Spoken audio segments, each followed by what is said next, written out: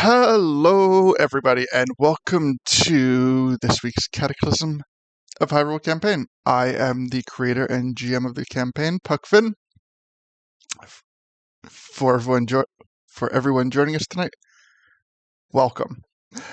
Um, Before we get started tonight, we are going to go over some of our introductions and do a little recap and get right down to it.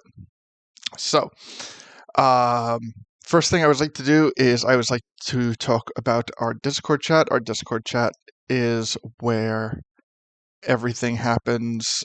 Wait, is chat not working?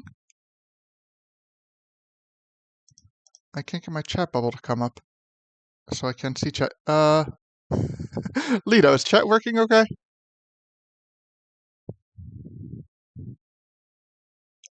Okay. All right. So I have been told that chat is working. I simply cannot see it. So I while we do our campaign tonight, just as in so many other nights, Lita will be moderating as he is playing. He has posted the link to our link tree in chat. On our link tree, we have all of our links that you can click to stay up to date with everything that is happening. So in there, amongst other links, we have our the link to our Discord. Our Discord is where we post things that are happening outside of the campaign, such as schedules, contests, voting, pretty much a lot of things that are designed to keep this to being as interactive as a community as possible. In addition to our Discord link, we also have a link to our Facebook group. Our Facebook group is where the event reminders are created, as well as all the other fun stuff that comes with Facebook group, like communication, posting memes, things like that, anything that you really want to be interested in, and anything that you can do. It's another way for us to stay interactive with each other. And the final one is that I'd like to talk about is our YouTube channel, because we do run a bi-weekly campaign. And the alternate weeks that we're not doing the campaign, we're doing what is called a chat session. And a chat session is a way that we can kind of like take time and create a more informal forum and just talk about various things. The things that we tend to focus on are, the things that we tend to focus on are recapping the previous episode, talking about how it ties into other episodes, re-delving into points of lore that either have recently come up or potentially will come up, rehashing characters. This is a campaign that we have run both on and offline for many years, so there are things that kind of like exist outside of the Cataclysm campaign that still kind of exist in tie-in. And one of those people we will most likely get to tonight, which is Rikko. Rikko has existed in previous iterations of the campaign, but has not existed in the current Cataclysm campaign. So we're going to become potentially more familiar with this character and as we play. But next week during our chat sessions, we will undoubtedly delve into more lore of what the situation is and how he existed in previous campaigns and universes, things like that. And we also kind of talk about really whatever interests anybody having the conversation. So if we do get sidetracked, I think we got sidetracked a little bit last week, but quite honestly, sidetracked conversations are welcome because it's more about giving us the opportunity to communicate with everyone else. When my chat is working, I generally cannot see chat anyway because as the GM, I'm doing so many other things. I'm operating on different windows, and it's hard for me to prioritize chat as an option. So when we run the chat sessions, when we run the chat sessions, it lets me communicate more directly with chat, and I can, and we can just kind of, it's more of like a conversational setting. Um, for example, if you don't play but you're interested in playing and you want to know things about the rules, we can talk about the rules. Things like how spell slots work or how do you calculate fall damage, things like that. We can talk about world building. We can talk about, I often give GMing tips to budding GMs about, certain pitfalls and how to avoid them and how to handle things when things arise. Um, Different player types that will inevitably come across your table and, inappropriate way to deal with them, because one of the things that I've come in contact with pertaining to specifically the tabletop community is we have a very special array of people who um, do not react the same way and to situations, and therefore cannot be treated the same way as everyone else. So, recognizing people for like their individual needs and comfort zones is a very important thing. And that would often be also something that I talk about on how to approach things like that. So really just kind of tips, tricks, recap, general conversation is what our chat sessions are. And I'd like to invite people to do that. In fact, last chat session, one of the topics were,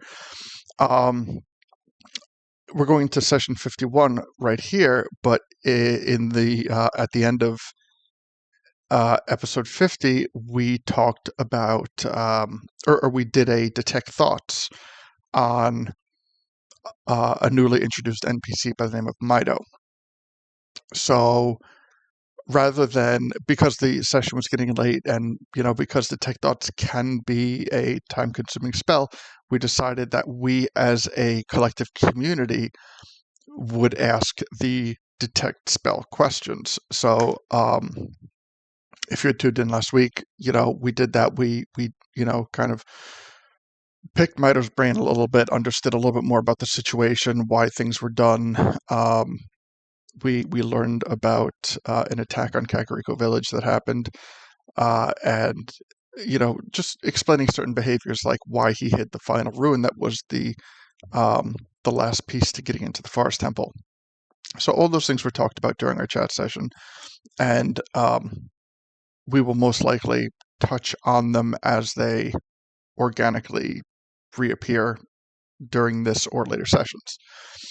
But yeah, so that's why I like to invite people to join our chat sessions. However, I do realize that the reason that we run a biweekly campaign is because we run a very long broadcast, and that type of like commitment to a large allotment of time on a weekly basis is difficult. And also I have my own personal reasons for, needing downtime to world build. But so so that's one of the reasons that we run a biweekly campaign, is to kind of, take things at a more casual pace. But okay, so okay, so you know what? Let me skip over to introductions, and we'll kind of weave that into a little bit of recap and what's going on tonight, where everyone is, mindsets and thoughts moving forward, and then we'll delve into it. So, we are not at a full party at this moment, so the chat bubbles are going to be a little bit askew, but we'll work with that. So, this is our current setup, our updated setup, and as you can see, all the way to the far left, we have my icon. That is my Discord icon. And when I talk, the icon lights up green. When I stop talking, it turns off, like we see right there. And a lot of the setups that are done for the player's other icons are set up the same way, except simply their Discord icons are behind their player icons. So when they talk, they should light up.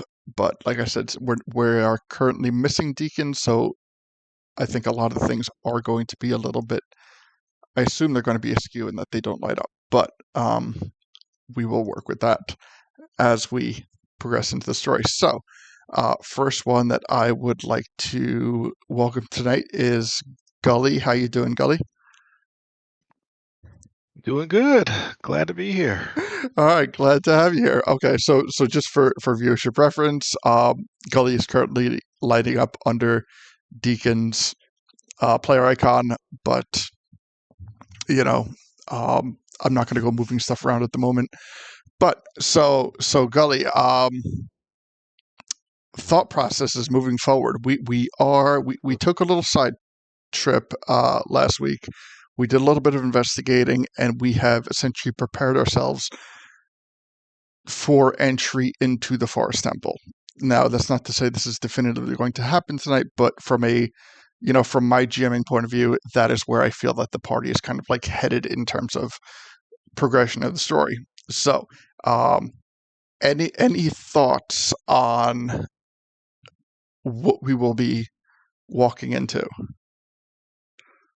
Honestly, no. I'm just kind of excited to be heading into the Forest Temple to Wonderful. really get a feel of what it's all like.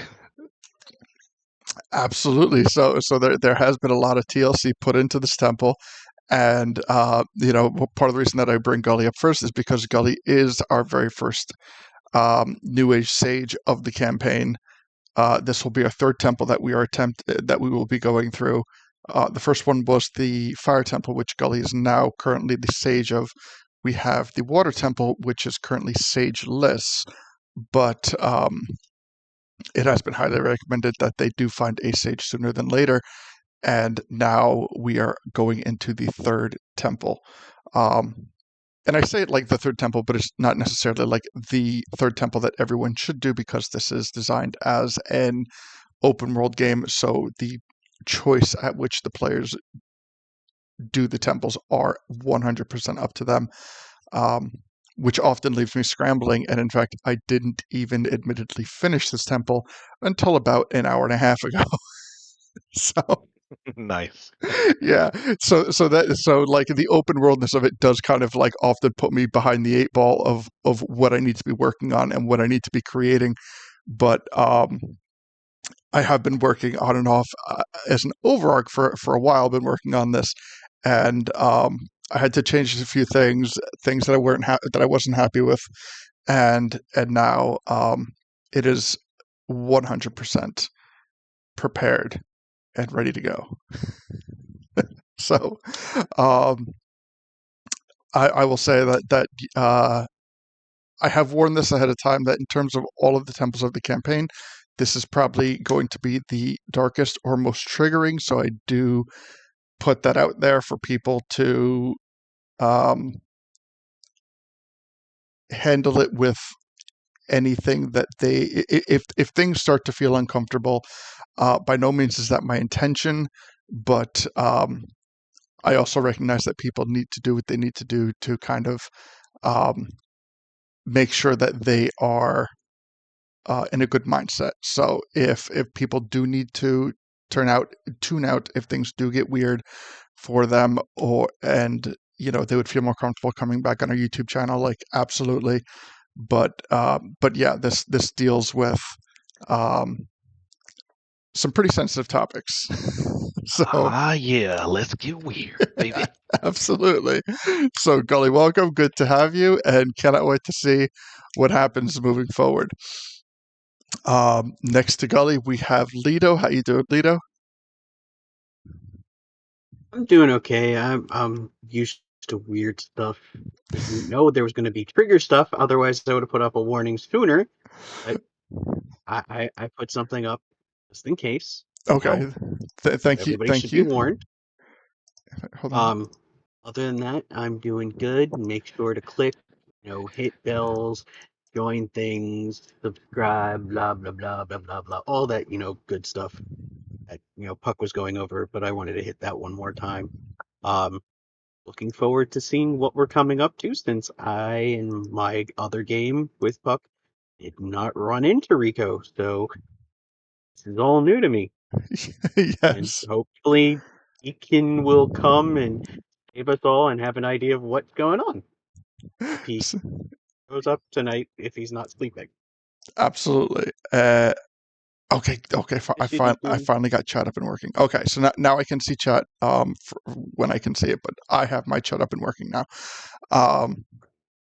Yeah, so absolutely.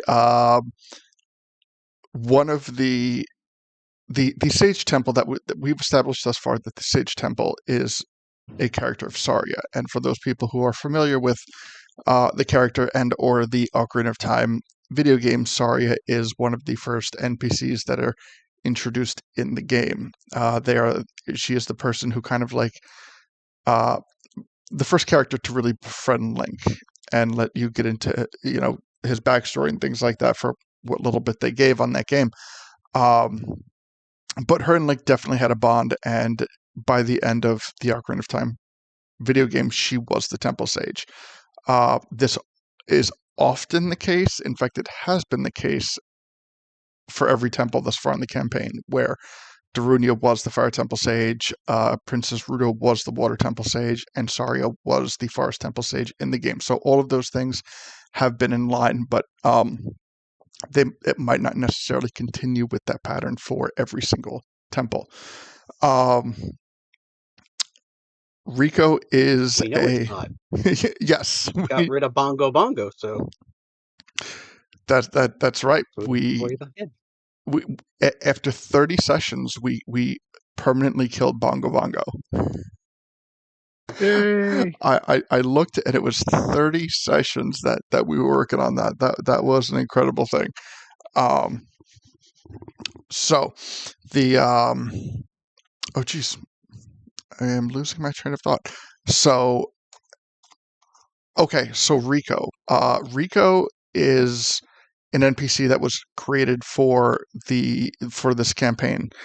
For like the first iteration of the campaign, he is an OG NPC, and when his initial introduction into the campaign comes after the first battle with Qyburn. Not to get into like too many details on the matter, but there's a battle in Lake Hylia where you have your first encounter with Qyburn, and after the battle, you come into contact with Rikko.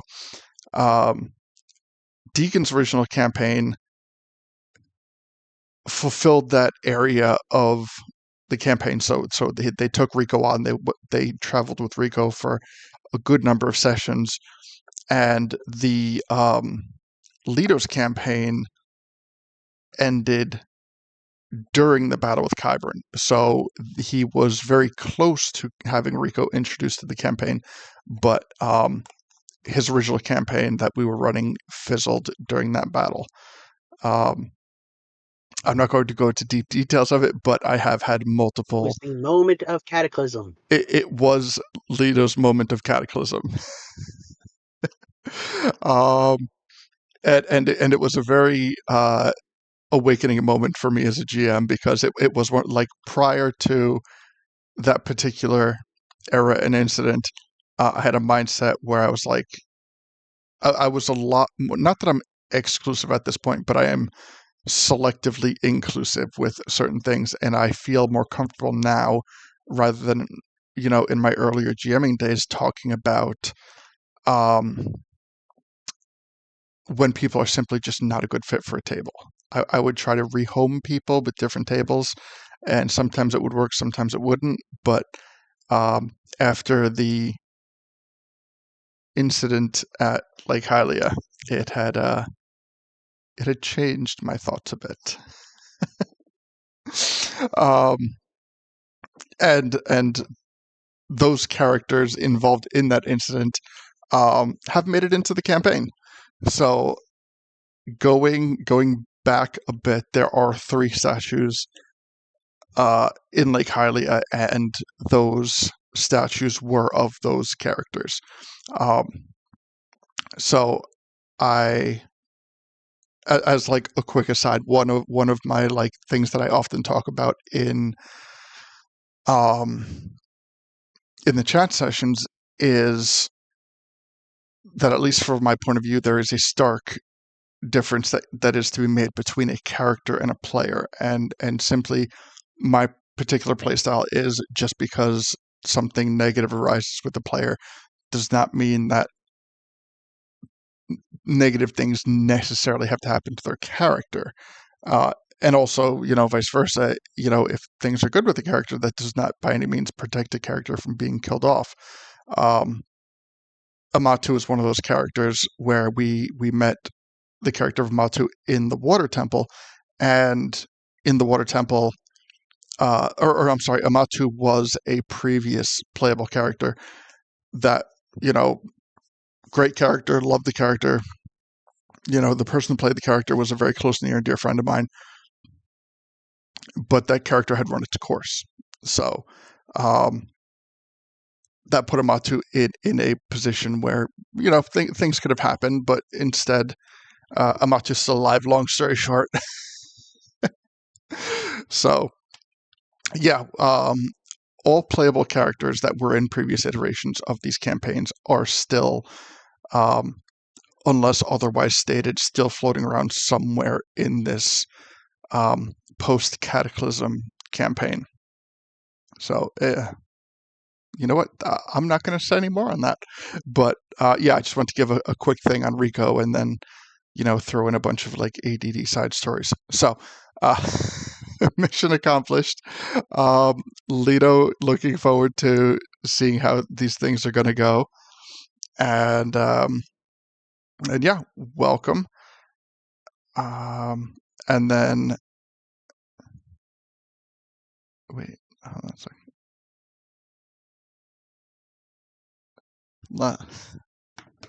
All right. So, last but not least, I would like to introduce our newest player in the campaign, Stuffin. Stuffin, how you doing today? I'm doing pretty well today. Nice to hear from you. Nice to hear from you too.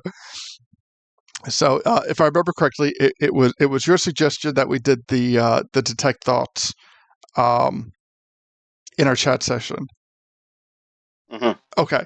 Yeah, there's nothing like a good 2-hour long detect thoughts, just probe in there and really dig deep into what something's thinking. Yeah, and that is exactly what we did. Like, usually when you're running campaign, your mind is, whether you're GMing or playing, time is always kind of something that is running in the back of people's heads. More sometimes in the respect that we can sit down. I mean, we do with 3.5, sometimes 4-hour session here, and anybody who's actually sat down on a table and played D&D, a 4-hour session does not feel like a 4-hour session. So had we gotten into those detect thoughts then and there, it very easily, in the blink of an eye, could have, under different circumstances, it easily could have been like another half hour or an hour. So rather than try to crunch it in, we took it as an aside, and we ran it last week, and we were able to take our time in thoroughly flushing it out. I was able to explain like scenes and points in time, things that he saw and didn't see. We got into the naming culture of Deku scrubs. Like these are all things that we can kind of casually kind of talk about when we don't have the constraint of time on us. And so that was a great suggestion, and I think that a lot of people who were there really benefited from the ability to go through that at a casual pace. And let me just give you credit as a DM for doing that, because honestly, I just made it as an off the cuff remark, figuring you wouldn't want to spend that much time digging into a scene like that, and I think it's awesome that you did, and you really got to explore not just, I mean, you got to explore the personality of multiple people, I guess is what I want to say. Thank you. I do And I want appreciate to say, I mean, I want to say we've all been there in D&D. This is probably actually not true for a lot of people, but I certainly have been there in D&D. You have like a 4-hour session where you're just exploring a library and reading books, right? Yeah. And it's not always the most exciting or engaging to outsiders, but there's a lot to it. You can dig in and learn so much about the lore. Different people have different interests, and some people don't have the patience for that, and some people absolutely love and crave that. Yeah, So doing that in that extra session was kind of a nice nice way to go about things. agreed, agreed, and I enjoyed it. And if the opportunity in the future arises that we can during our chat sessions incorporate those types of things in that format, like I would completely uh, be on board with that, because I mean, generally our format is like we will peer to peer talk about stuff, but doing it the way we did it last week did offer a little bit more of an immersive experience because it was like almost a continuation of the episode rather than an explanation of the episode. Um, and yeah, when dealing with this, when dealing with something that you're enjoying and things that these things do generally take time, like prime example is today I, went out with a friend and coworker of mine who runs his own campaign, and we just bounced ideas off each other, and we did it for almost 3 hours, and it didn't feel like that at all. So it's one of those things where, like we've all heard that story. Like if you enjoy what you do, you never work a day in your life. And regardless of whether or not you agree with that particular statement, the meaning behind it holds true. Where when you are involved in things that you do have a passion for, time can very easily get away from you. So, um, And uh, yeah, I think at this point we're just going to make sure to end every session by casting detect thoughts. yeah, And I think we should start today's session. I know that we're not necessarily going to go back to Lon Lon Ranch, but maybe we teleport there at the very end.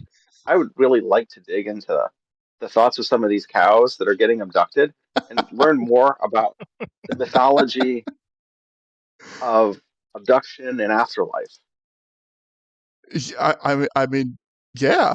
I mean, Yeah. they were very, verbose and well thought out, and they seem to have a very good grasp on what reality was. It was very surprising behavior for I these don't know cows. if I would say they had a good grasp of reality, but they had a good vision of what their version of reality is. Yes, they all want to go to Lon Lon Land.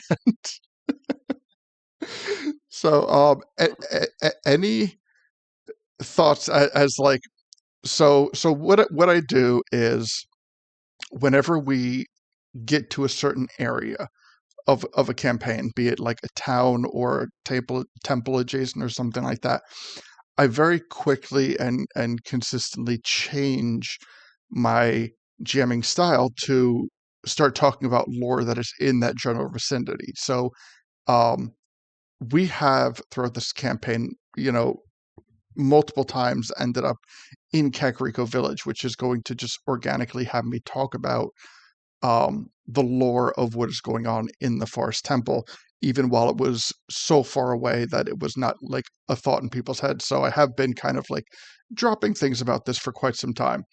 And I know like by comparison, you have missed out on like the earlier explanations of things like the first time that we thought we saw Saria.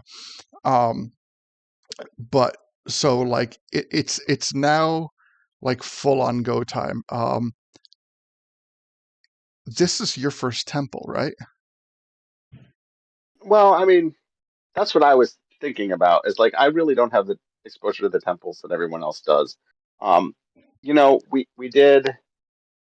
went into the water temple a little bit, Mhm. and the fire temple a little bit, but this is really, I think, the kind of first. I don't know if it's exploration because you've already explored it, but certainly the first like big conflict maybe in the temple that I'm anticipating.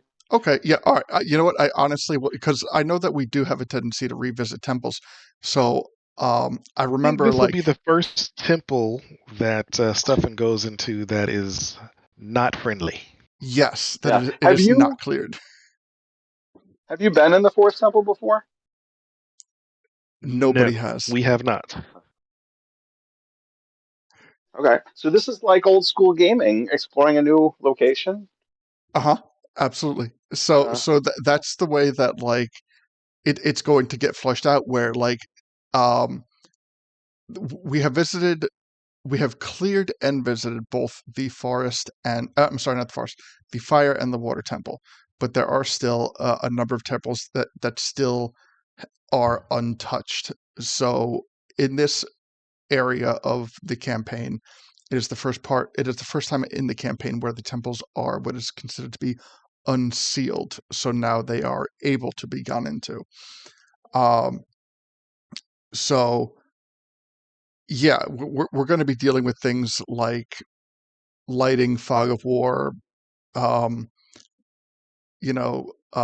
encounters, maybe some traps, things like that. Whereas every time that we have kind of gone into the temple after clearing it, it is a much cleaner, safer, sanitized environment in the respect that we don't have to worry about any of that. Mhm. Do we have to find the sage at the end to like, you know, monitor and to track the temple and like look over it? So what it is the sage is the original sage that is in every temple was a good sage, but the reason that the temples were sealed to begin with is because things got into the temple that have corrupted the sages. And now we're at a point where, so what our mission is as the players, as the party, excuse me, is that we are tasked with going into the temples, clearing out any bad guys, finding the sage, and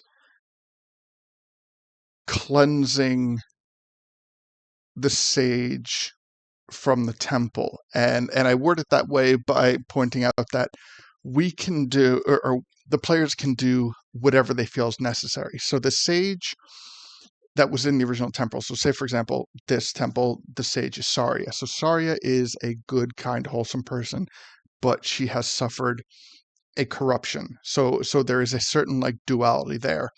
And the players are tasked with what do they want to do with this situation? Do they want to take the time and the effort to kind of separate the two and in some way attempt to save Saria?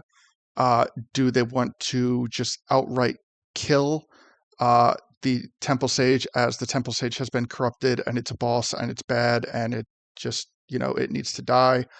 And there's also a phylactery. So every sage has a phylactery, and if the phylactery is not destroyed, much like we had the phylacteries with what we had just gone through, if the phylactery is not found and destroyed, then the corruption will come back.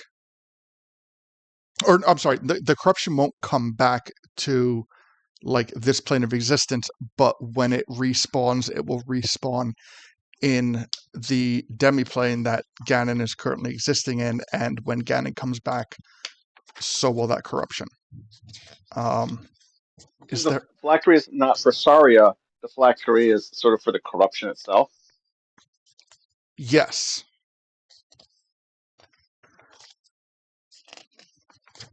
So So we can't just kill Saria and hope she comes back better, huh? no, That would because have been so easy. right. So if Saria or any sage for that matter is to get killed in a temple battle, um, it would act as if you were killing a lich with a phylactery. The body would disappear, and when it came time for resurrection, it would rather than resurrect near the phylactery, it resurrects with Ganon. And not only that, but then you kind of killed somebody, which kind of sucks, but it's also like that's what happened in the Forest Temple. That's how we learned about this function, was the corruption that had taken over Darunia was this corruption called Tika, which was just this massive like stone kind of creature, like lava, billowing out of it. And in its chest was Darunia. and Darunia was like Darunia's sage power was the thing that was sustaining this creature. So when they killed it, they and Darunia ended up dying too. When we went to the forest temple, I keep doing that. When we went to the water temple, it was a little bit different in the respect that we knew it was going to happen. We took a chance on not killing the temple sage, separating the corruption from the sage, and then hunting the corruption down.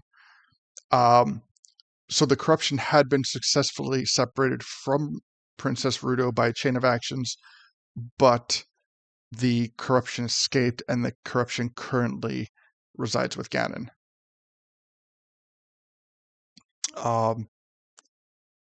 Is there anything else? Because we get into there are some kind of things. Is there anything pertinent, Gully and Leto, that I have neglected to mention before we go delving?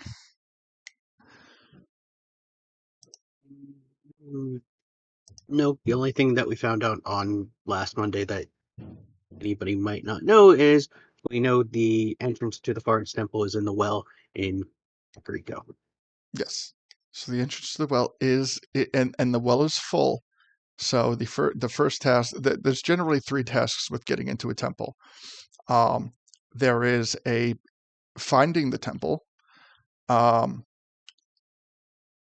unlocking the temple, and the third part is the phylactery, because Leto is currently in possession of a sword called Fate Render, and the known use for this sword at this moment is it is an evil sword. It is conscious and self-aware, and it can destroy these sage phylacteries with relative ease. When it destroys these sage phylacteries, it absorbs the power of the phylactery, and the sword itself becomes a more whole sword, and also becomes a little bit more intelligible. So it has destroyed 2 phylacteries thus far, and with the 2 phylacteries, we have learned that it hungers for more. It wants to destroy these phylacteries. But if we're going to learn more about it, just like the Little Shop of Horrors, we're going to have to feed it. But the catch-22 is, you are fully aware that you are feeding and empowering an evil sword that is more than just a sword. It has a consciousness to it. I have backup plans. Don't worry. I'm sure you do, and I expect nothing less. Absolutely. So, I'd like to thank everyone for staying with me for this elongated recap. Admittedly, yes, our recaps are a little bit quicker, but it is not without necessity that this elongated recap had to happen. So, we ended the last session in Kakariko Village, where we were interrogating Mido with detect thoughts. And as that has happened, let me bring us over to Kakariko Village. Once the spell has ended, Mido is now aware that his thoughts have been being pried upon.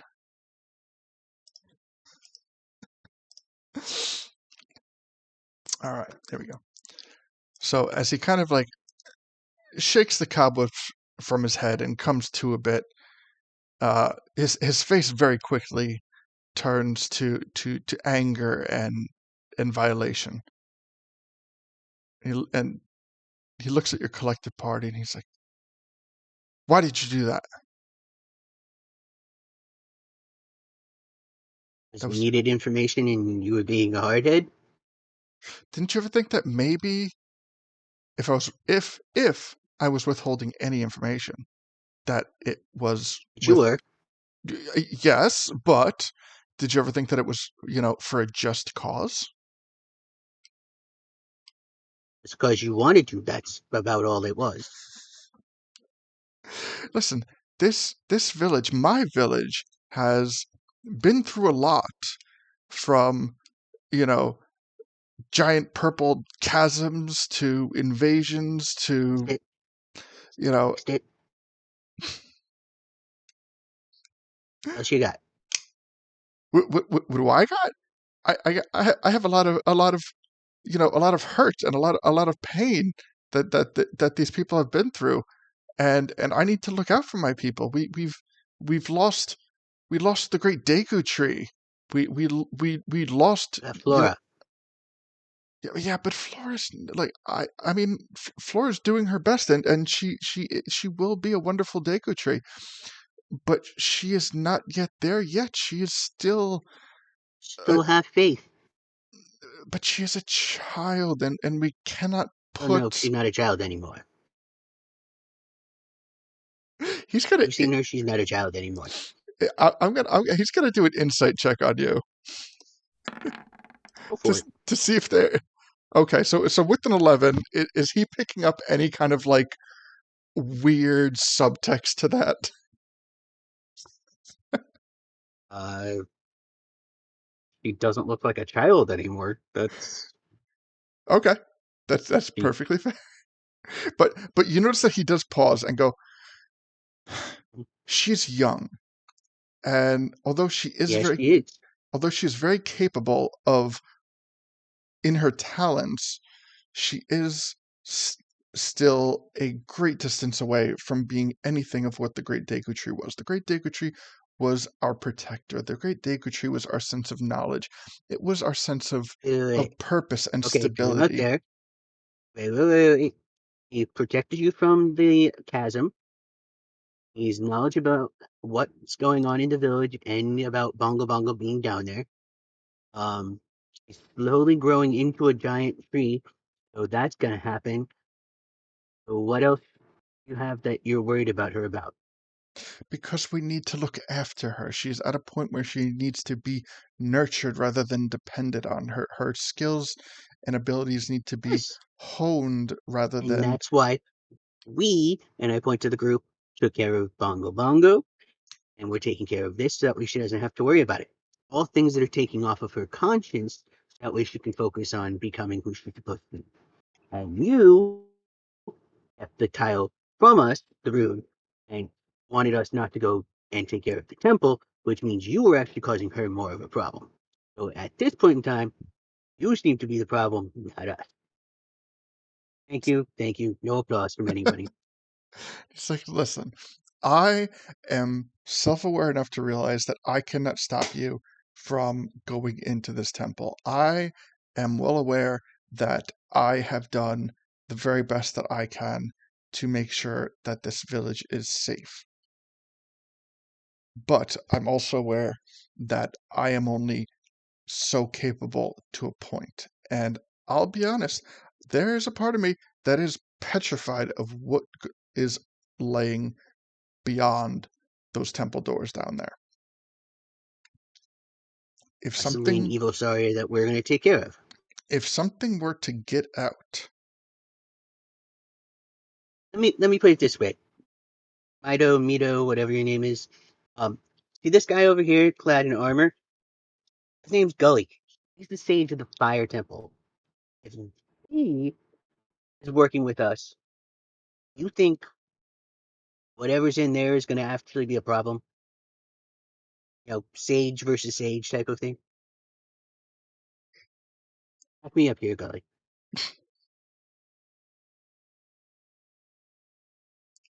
Well, whatever's in there is probably no longer a sage. Yes, but we're going with the fact that you're a sage who's willing to actually help other people and fight possibly bad sages to become Well, good sages. well, absolutely. Yeah, no doubt. That's why we're here. We're here to cleanse these things. There you go. I mean, Stephanie, you have anything to add? I just got to say, back in the fairy kingdom, someone said what Leto said, there's a phrase we'd say, and it'd be like, "Oh, clap," and then we'd clap just once, just one big clap. And I think you deserve a big clap, Leto. That's exactly right. We can't let you get in the way of making things better here, right? Leto, I don't know. I'm kind of new to this. I just trust these two so much. And what could go possibly wrong?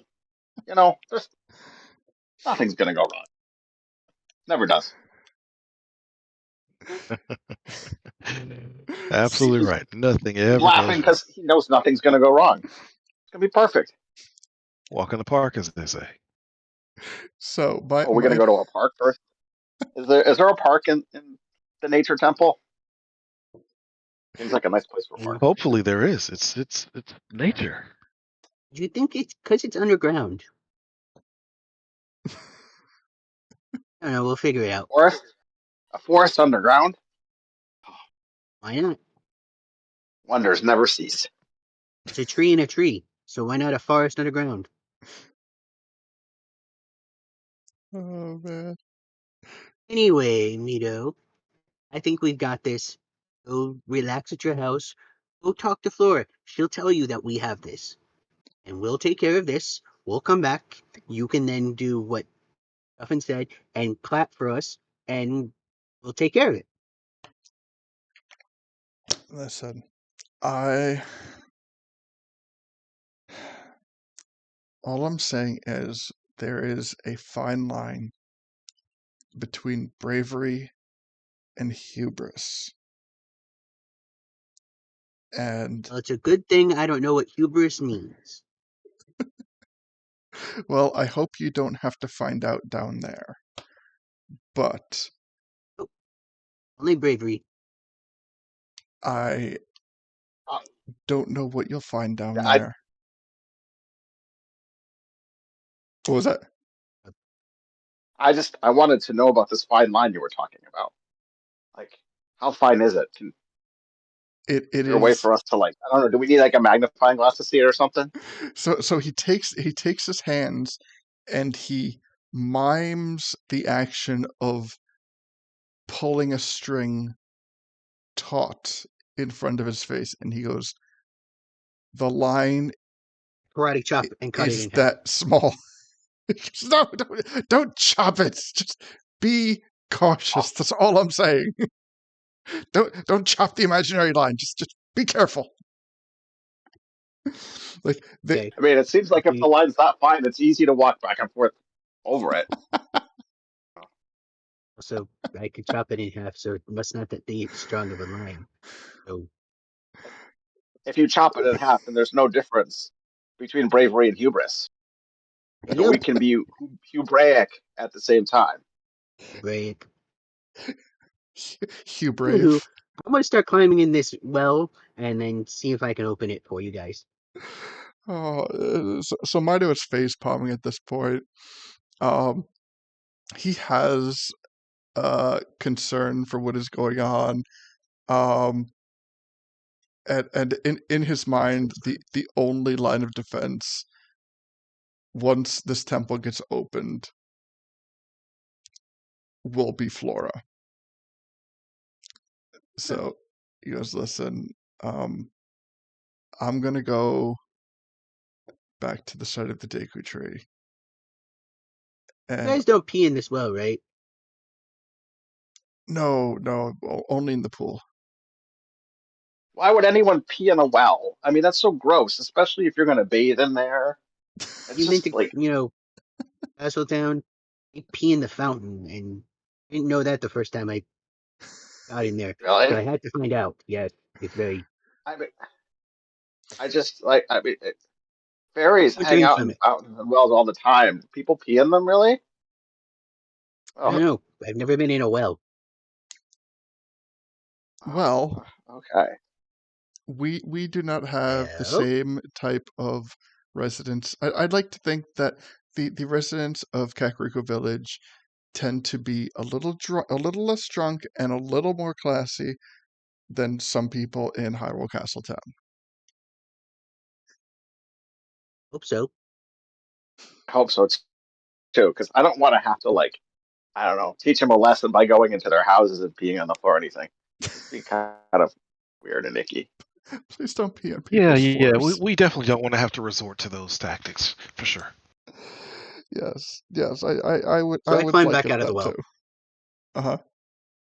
Hey, Okay. uh, Wait, you said Guys, I Mino, need I climb back out of the well. Guys, I need like 10 minutes and then you guys can come in the well with me. okay. I'm gonna Yeah, ritual I was cast just gonna water say, breathing. if you're looking for any okay. kind of adornments or fine jewelry, I'm starting up a shop, and here, let me give you a business card. And he just takes out a little piece of paper and scratches the name of his storefront on it. I'm looking at you, and man, you could use some bling. I think it would be good for you. Um, and where is this shop? Ah, it's back in Hyrule, on the main strip on Uh, the eastern side of town, I think, mm, if I recall correctly. well, I'll tell you what. If I'm ever in Hyrule Castle Town, which admittedly may not be for quite some time, most likely will not be for quite some time. I will stop by and say hello and check out this bling that you mentioned. Yeah, I mean, you don't have to go to Hyrule Castle Town, but don't wait too long to kind of like re-examine your style, man. You could And he you could be looks at something his special. That's style and all I'm saying. his little Peter Pan You could outfit be that something special. everyone's wearing, and he's like, "What's wrong with my This is traditional garments of my people." Okay, okay. If that's fine. If you don't want to stand out, fine. I just I don't know. You got a lot of great thoughts in your head, lots of excitement. It'd be nice to like show the world on the outside some of that bling that we know is on the inside of your head. That's all I'm saying. It's like, all right, well, I'm gonna go, and just kind of, you know, reinforce that Flora is aware, and kind of hide. I'm gonna go hide,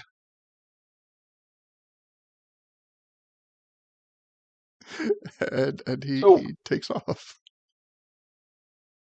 serious question. Once we open the temple, Uh-huh. can we just like close it back up again so things can't get out? No. Once it becomes opened, it is opened, and it cannot be sealed off again. So if you do decide to leave the temple um, mid-adventure, know that you are leaving it while it is open. And I word it that way to not say that you can't do it, but to give um, the warning that it is highly inadvisable that you do that. Mm.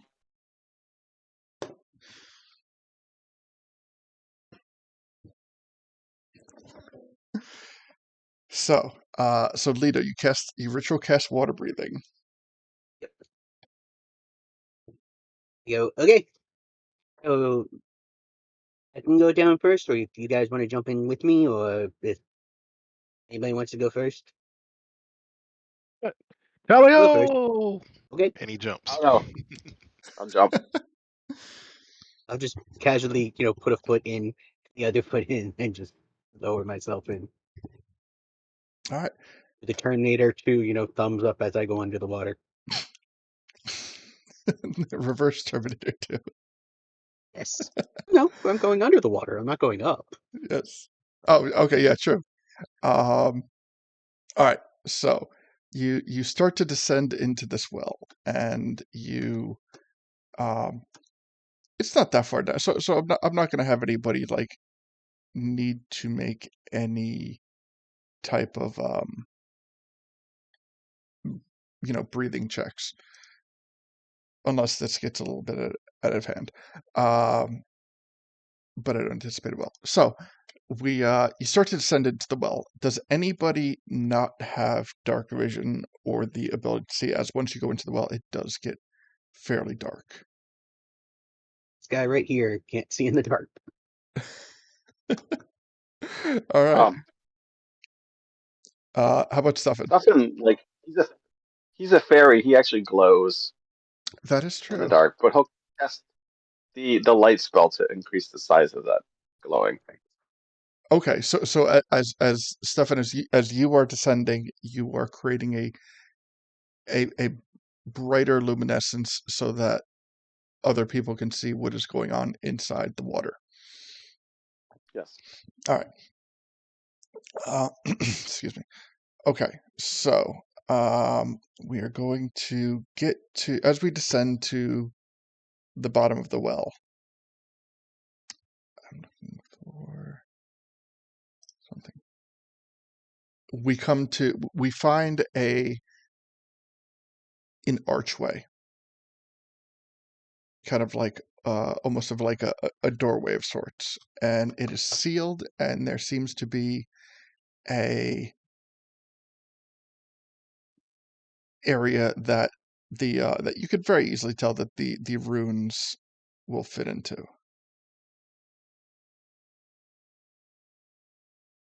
So, who has the runes? Is it Lido? I actually think Deku has this one. Oh, Yeah, the issue. Yeah, he has one for this one because he's the one who dug it up. all right. Well, you know what? Let's say that the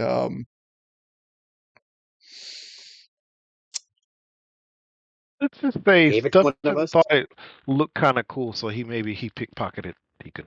yeah, or you know what? Uh, yeah, we'll go with that. Let's say that for the time being, uh, Deacon is standing watch atop the well, and prior to you guys descending, he gave you the runes. Yeah, I like that. So, oh, hold on, I need to check the.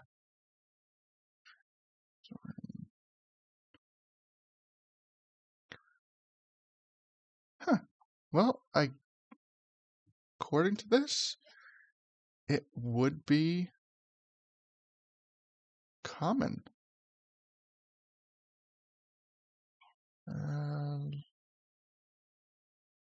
Let me give another quick check, but I believe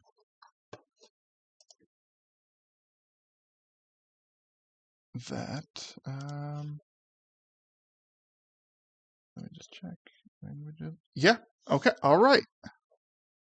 So you have a series of a number of runes, and they read as what is it? 1, 2, 3, 4, 5, 6. Okay, so 7 runes, including the one you got from Mido, I believe it is. So I'm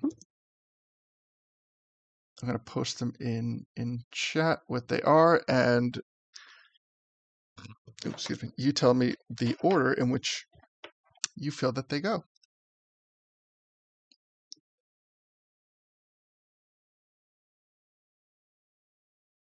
Just checking which chat are you posting them in? I am Which posting or them in the Roll20 chat. okay. Okay, cool.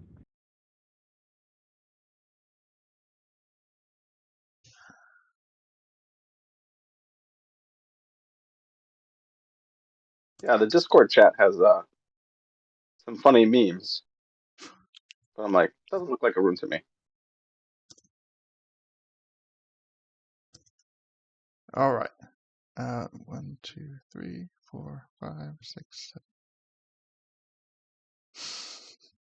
7. Okay, so those are the runes, and if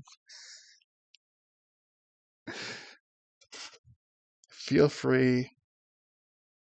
There's 6 of them. No, it came into 2 7. chats.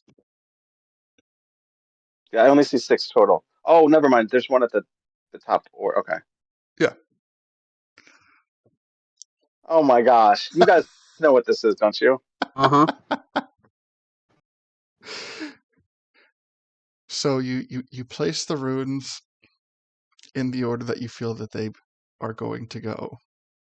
The runes begin to glow, but you must say the magic words. I'm behind you. Missing one. What was that? There's only Like a okay. hi, Yeah. ho. Yeah. Mecca high, Mecca high. Okay. So Not the first time I've heard it, so Wait a second. and I it didn't was even there during that game. Oh, darn it. I was muted. That's why you couldn't hear me. Shit. uh, so you Oh, all, Heine is what was that? Heine is 2 words. Heine ho. Yeah. Hi, Neho. Mecca hi, Mecca hi, Neho. So you the door starts to rumble and the runes start to increase in their brightness, and the door begins to open, and as the door begins to open, the water from the uh from the well begins to pour into a grate that lies just beyond the door.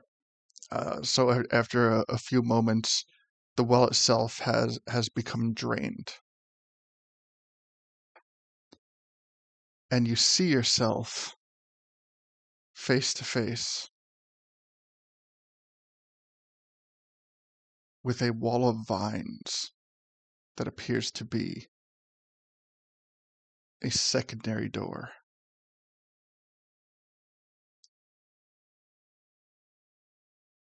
Vines? Yeah, just Plant? a wall. Fire! Ah, So I would say at this point, you have not crossed the threshold of the first primary doorway. Um, and there's just a wall of vines just sitting there, lush, green, just hanging out.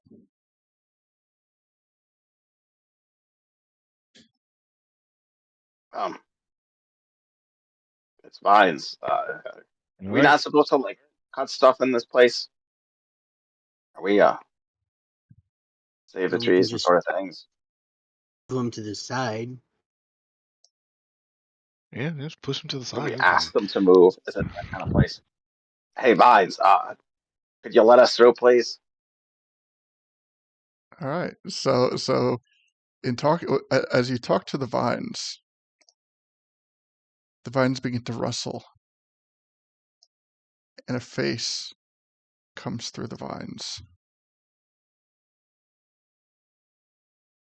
The face looks tired. It Oh, hey, buddy.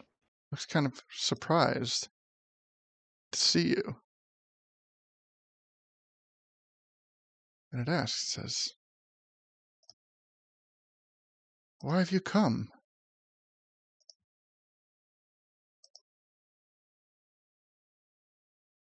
I'm. Yeah, I missed Well, that. Yeah, cut Oh, out. oh, Why? he After you says, said why. "Why have you come here?" fix the water temple. Sorry. Oh, we. Oh, we've come here to well, do an inspection of the temple. It's been a while since anyone has been here, and yeah, I'm from the fire temple. I figured I'd come, check on the nature stage here. How are you doing?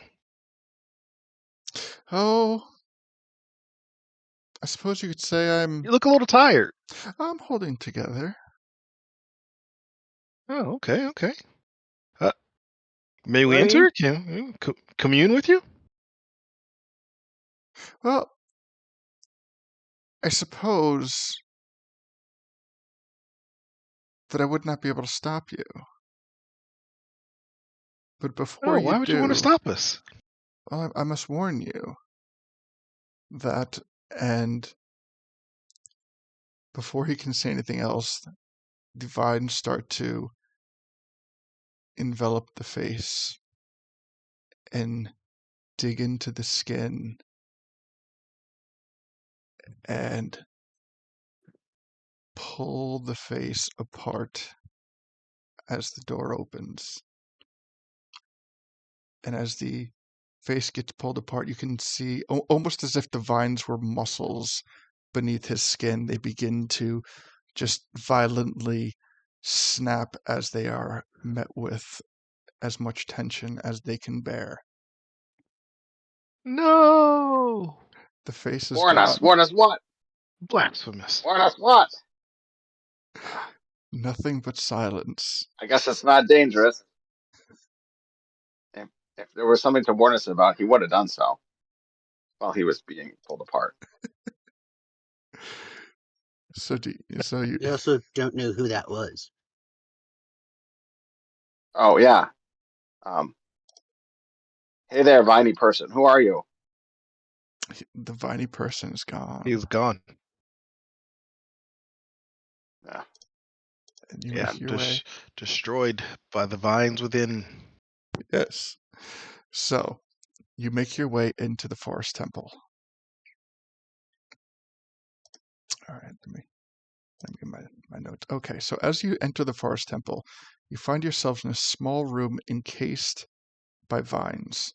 The walls, 10 foot, the 10-foot high ceiling, and even the floor are covered. As you try to move around, you feel the terrain is difficult to maneuver, and you feel as if you are being watched. So, the entirety of the floor of this temple is considered to be difficult terrain. We will be taking this. As it's like too spongy, as It's kind of trying to figure out. um unless otherwise noted, because there will be times where I comment on things like this. The it just as you look around the room, the walls, the ceiling, the floor, everything is covered in these vines. But um basically the difficulty comes from um having to like walk over these vines and not trip. So Okay. did I write in this room? And you can feel as if you're being watched. You know what? Let me check this next room because I don't want to say anything prematurely. Yeah, okay. So that's all I'm going to say about this room because I go into further explanation down the road. So yeah, you find yourself in this room covered, floor to ceiling in these vines. As you walk across the vines, you find it very difficult to move, unless you can find a way to move without walking, be it flying, hovering, like stuff, and you can hover, right? Yeah, but he could also crawl, and Oh, that, by your definition, would also get past the lines, crawl, and any movement where you are in contact with the floor, it will have your half your speed. right? I'm gonna fly then. Okay, so anybody who needs to traditionally traverse has their movement halved. Um, so before we get into things, oh God, where is it? I would like to get a. Okay, there we go. Initiative. So, because there are often multiple encounters in the dungeons, it is just for the sake of time, it is easier to simply roll for initiative and have that be the standing initiative for the temple. Um, Yeah. So while we're getting in,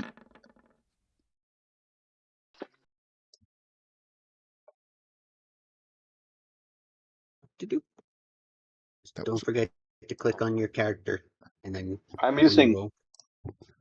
new dice that I bought over the holidays. ooh nice. All right. So I will manually put in stuffins. Okay. Yeah. Yeah. Oh, better than I thought. 18. 18. All right. And all right. And you know what? What is your dex Where's modifier? +3. I'm sorry. Your dex score. 18. 16. Sorry. 16. Okay. Just because, like, if there's multiple 18s, we'll run the. Wait, what just happened? 18.16. Okay, there we go. Are you guys taking the? Is that with advantage or something, or do you just take the No, first roll? we normally just take the first roll. Yeah. Okay. So, yeah. unless you have something that gives you advantage on your initiative roll. Yeah. So right now the standing orders are Leader at the top with the 21, followed by Stuffin with an 18 and Gully with an 8. So right now as we move forward, Can I ask you a question? yeah. Can I if I were to before going into the dungeon cast the spell Gift of Gift of Alacrity. Alacrity on all three of us, could I do that? And that would add an extra D8 to everyone's roll. Or You if know, you've already got it in, don't worry about it. But honestly, what's the spell? Gift of Alacrity. It's Adds a bonus to initiative rolls, and I think it lasts for like 8 hours. yeah, it lasts all day, and you just add a D8 to your initiative rolls for the day. Okay. Is that a leveled spell or that's not a cantrip, right? No, it's a first level spell. Okay. All right. Yeah. It's a Prodigy spell. Okay. Absolutely. In fact, actually, like if you want to, rather than having to retcon it, you can simply say, because the first room is just like nothing really happens in there, you're just familiarizing yourself with the terrain. So before we go into any following things, we can say that we're taking time to prepare. Oh, there it is. All right. So So I have a question. Yes. I know this is going to sound weird. Is there any way I can give Ollie my 21 and take his 8? No, but Okay. what you Just can asking do, because going first sucks. hold on, let me bring up the Discord loot. Do And that. okay, so in addressing, okay, so I'm looking at our Discord loot, and we do not have. Oh no, we Roll for do. initiative. We do have 3 initiative rerolls banked. So, Do you want to use one? So that way you're not. that's Sure, that's sounding more like a I'll plea than a question. yeah, I will re-roll. Let me roll the D8. Oh snap! Oh, nice. So Okay. that's a D8, So and let's whatever you re-roll roll, that initiative. yes. Oh, nice. So Well, there you 18 go. plus 8, so 26. 26. 20. All right. So I will change Gully's Oh, initiative. Nice. Very Thank you, nice. Stuffin. 26. All right. yes. G- So so what leader Stuffin had also got an 8 on the D8. So Oh, Stuffin is also at a 26, Dex 16. nice. Perfect. All right. Was So you like And you they're go going to go guys first. I'm before fine me. with that. you guys have the exact same initiative. So is there a Yeah, preference on who would like to you go can put Gully first? first. Okay. So all right, so we'll have Gully go first. Well, Um Leto, am I safe to assume that you would not like to utilize the gift of alacrity? Nope. I'm good. Okay, all right. So Stefan, you only cast it twice instead of 3 times. So you've Oh, saved okay. yourself. Seeing it as I can heal. So when you guys get hurt, I can heal you, and I can also do other things in the background. Okay. Okay. So now, Lito, I'll I'm let you going to guys ask go you first. because your Yes. initiative is now technically the lowest. Do you feel the Mhm. need to re-roll, or are you happy now with your 21? I'm happy with my 21 now. Okay, Probably going to perfect. beat anything in here, so yes. All right. So Well, hey, I don't know. Mm, We shall see. we shall see. All right. So if you are ready to move on, yes. so the way that we are Is going to move on, because we have is Deacon considered with us? Like, are we worried about Deacon protecting Deacon, or is he just on the map?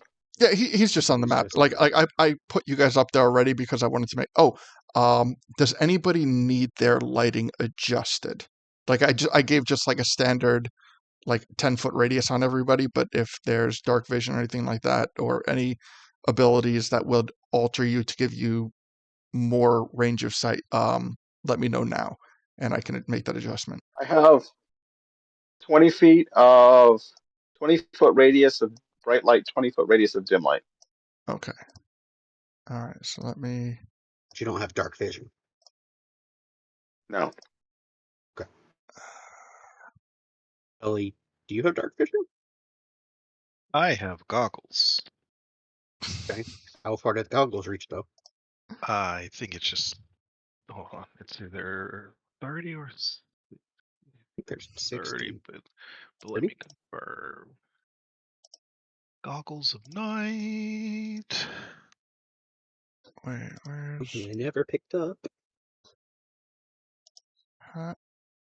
did they update this? 60 feet. Okay. Let me. We'll only need 60. He's the only one.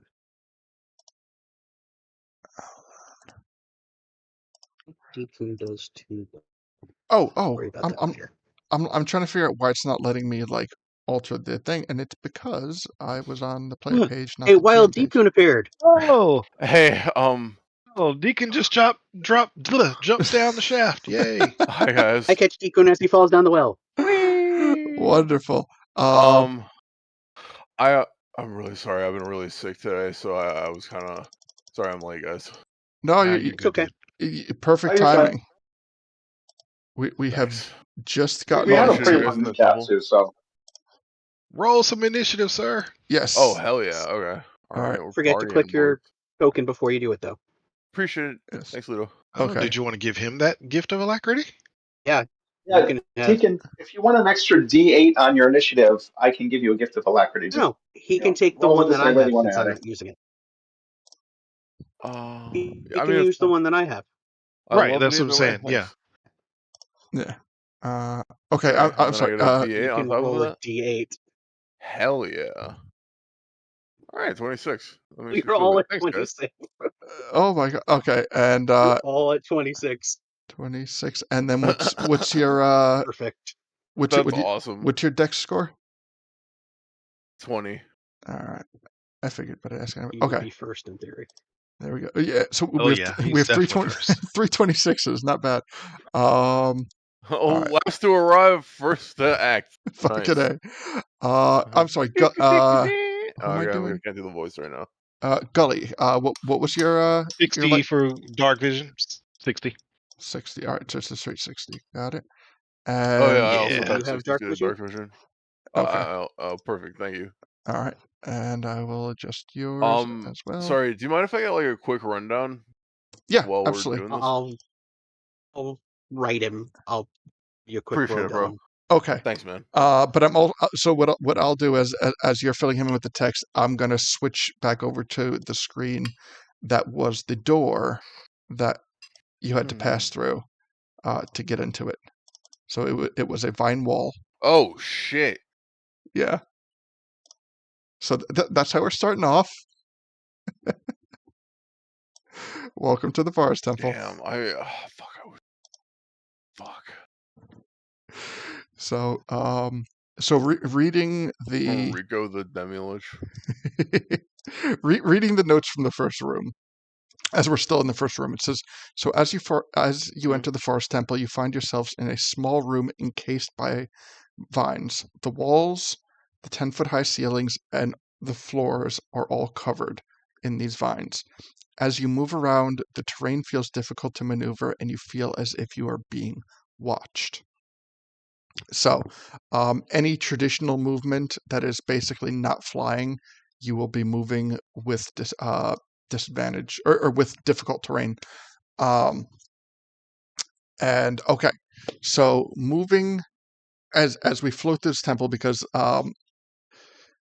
like this is Stefan's first temple, and also anyone else I'd like to like reiterate the things to is we will be operating in initiative order. If we are not in combat, so like say for example, like Gully wants to enter the next room first, as long as there's not something that would prevent that from just naturally organically happening, that can happen. But if there's like if you can see a potential altercation or you want to prepare for something, like those rules would apply to that particular situation. Yeah. So as you familiarize yourself with the room, you see that there is a singular doorway leading into the next room. You guys all have your speed. What would you like to do?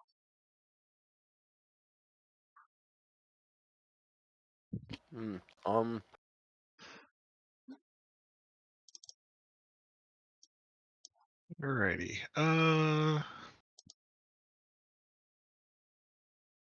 You didn't by How chance know high? who that was in the door, right? Yeah, was I can I get that part of the quick rundown? Is that okay? How Okay, tall are the ceilings? 10 feet. Oh, okay. Yeah. Okay.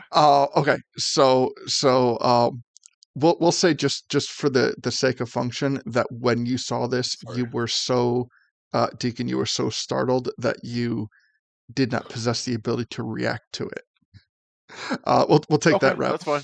But so Fine. what you saw is, and now that you're here, you would relay this information anyway. Rikko's face appeared in a vine wall, Oh and shit. yeah, and he was asking, basically, he was asking you guys not to enter into the temple. And before he could give an explanation as to why he did not want you to enter into the temple, the vine started to latch onto his face and pull it apart until there Holy was shit. nothing left. Rip in peace, little dude. Welcome to the Forest Temple. He was going to warn us about something, but then he didn't. So Yeah, his probably face safe. kind of was, Oof. Ripped apart. screwed up with the vine. Yeah, ripped apart. Yeah. I guess I shouldn't say rip in Inside peace. out. That's kind of insensitive. No, Ripped I apart put a inside trigger warning up. Yeah. Oh, sorry. Yeah, Yeah. that's probably fair. Yeah. This is just getting you guys ready. But Hell yeah. completely like split in half in a vertical fashion, like torn asunder by the vines. Damn. Deacon doesn't have like, I mean, he's a plant, right? So, Yeah. but he doesn't have any ability to like navigate through plants. He has the same sort of difficult terrain. Never thought about that, to be honest with you, man. Yes. I mean, unless he has something that somebody else like would have the ability, like he is not granted special ability to move through plants because of his race. So it will be difficult terrain for him to traverse as well. Okay. He's a druid, right? No, I'm a bard. Leto's a druid. Oh, you're a bard. Okay, never mind. I am a druid. Oh, Lito's a druid. Okay. But yeah, What kind of druid are you, Lito? A moon. Moon druid. Okay, cool. A damn good one. I unfortunately Hell don't have speak with plants. set. Oh, Sorry. shit. Honestly, I was Sure. anticipating that somebody would have that. I'm level with you. The only thing I have is plant growth, which is kind of the opposite of what we need help with. All right. Well, let's venture in. Assuming we're going in initiative order, Deacon, you would be up first.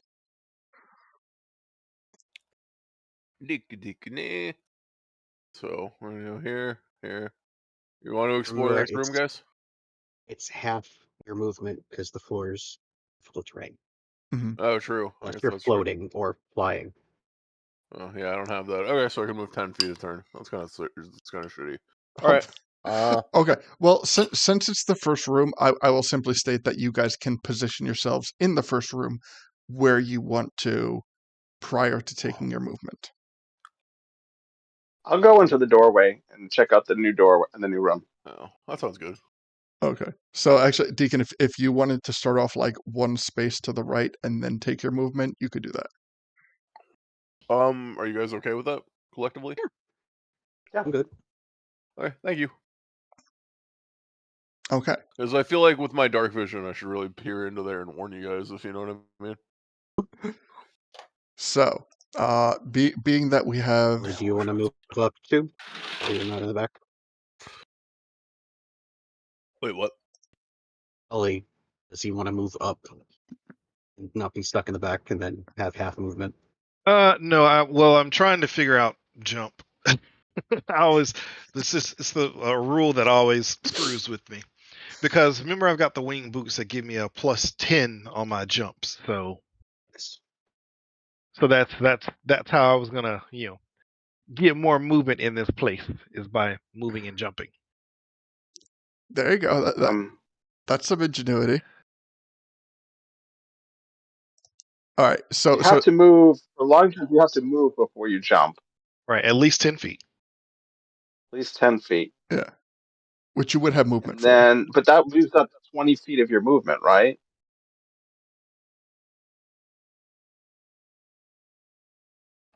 Yes. Yes. Like, the So answer is yes. so I've got 30 feet of movement, which is half So- to 15. So I can only move 3 squares. Well, do you mind if I So chime in with basically, something? no, go ahead. So the way that it would work is like you run 2 squares to Mm-hmm. get your running start, Mm-hmm. which is 20 feet, and then you can jump, and because the jump wouldn't be affected by difficult terrain, Correct. you jump the extra 10 feet, essentially meaning that you get 20 feet of movement in the end instead of 15. If you follow me, like, Do you because jump? you are not, yeah. Do you jump an extra 10 feet? Right. Yeah. With these boots, it You gives me can a jump, +10 on but whatever But I you jump. ultimately you can probably. only jump up to your movement speed in a turn, which is the only flaw in it. But No, I no, no, think no, if no, you no, put. no. But this is something that Oh, Puck that makes gave me. sense. So it's out Oh, of sorry, yeah, I didn't yeah. realize So that. Oh, yeah, yeah. that So makes so whatever the jump is, you can do your jump, and then it's an additional 10 feet added to the regular Oh, jump. shit. What is Okay, so what's your yeah, strength? that's 40 feet of movement. So Damn, basically, that that's would good. essentially keep me at my same 30 feet of Yeah, movement. Yeah, I think you could yeah, at least absolutely, 25, absolutely. right? If not, maybe 30. Well, yeah, Oh, yeah. technically it would be 25 because I've got 5 additional feet. So yeah, 35 feet of movement is what Wow, it would give me. that's good. yeah, comes in. So I will try not to leave you guys in the dust. now, keep in Careful you mind. don't hit stuff in on the way. So being that the ceilings are only 10 foot high, this might be a difficult thing for you to do if you were to enlarge. Yeah. Well, yeah. Okay. All right. So that being said, before we take any All other right. movements, we have made it to the second room. As Deacon has entered and Stefan is in the doorway. Can we percept? What's that? Can we percept Okay. So or perceive? the so to do any Like you absolutely can. But what I'm going so as we enter each room, I'm going to narrate what you're finding in the room, I and think we then lost him. who'd you lose?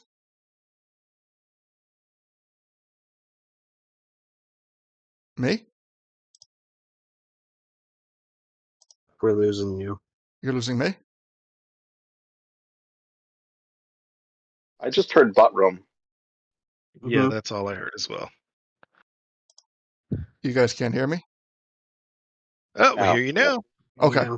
All right. Okay. This might. You know what? It's been a while since I've had to like go back and forth a lot between screens, and that does kind of like jam me up a bit. So I'll try to. Ozzy says it's fine on his end. It's just on ours. Okay. So sorry. Excuse me. I'll try to switch back and forth less. Um, so what I'm going to do is so as we enter a room, I'm going to narrate what the room is, and then once we get a general feeling of like what the room is and how we want to approach it, then we can take any actions that we say. Um, so being that Deacon has been the only technical person to take their movement at this point, I'm going to narrate that, and then everyone. So like Deacon will have first chance at like what he's going to do because the narration still technically falls underneath his turn, and you guys will know what to do when you guys basically I'm giving you time to formulate a plan for each room. So the second room says you come into the next room where you notice something covered in vegetation blocking your way to the next room. The vines all around you move as if they are alive and conscious. A shrub found withering in the room has fruit on it. And that's what you find in this room.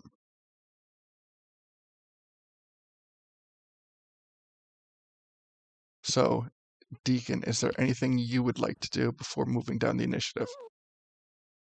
Hmm. Wow, that's a tough one.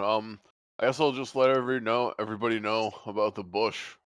Um, uh, I'm gonna chime in. Probably not for eating. Burning Pro- bush. God, you're here? There is no herpes in the forest temple. All right, so Oh, Oh, you totally went the opposite direction I did. yes. All right, so Oh, Deacon, jeez. you convey to everyone that there is an odd-looking bush that is bearing fruit that does not appear to be in the best of health, and you also point out that on the That far doesn't side of the room, sound good at all. yeah, no, that one wasn't even the intentional. one. It Uh, just keeps getting worse. at the far side of the room, where there's a doorway, you also point out that there is uh, a vines or shrubbery blocking the way.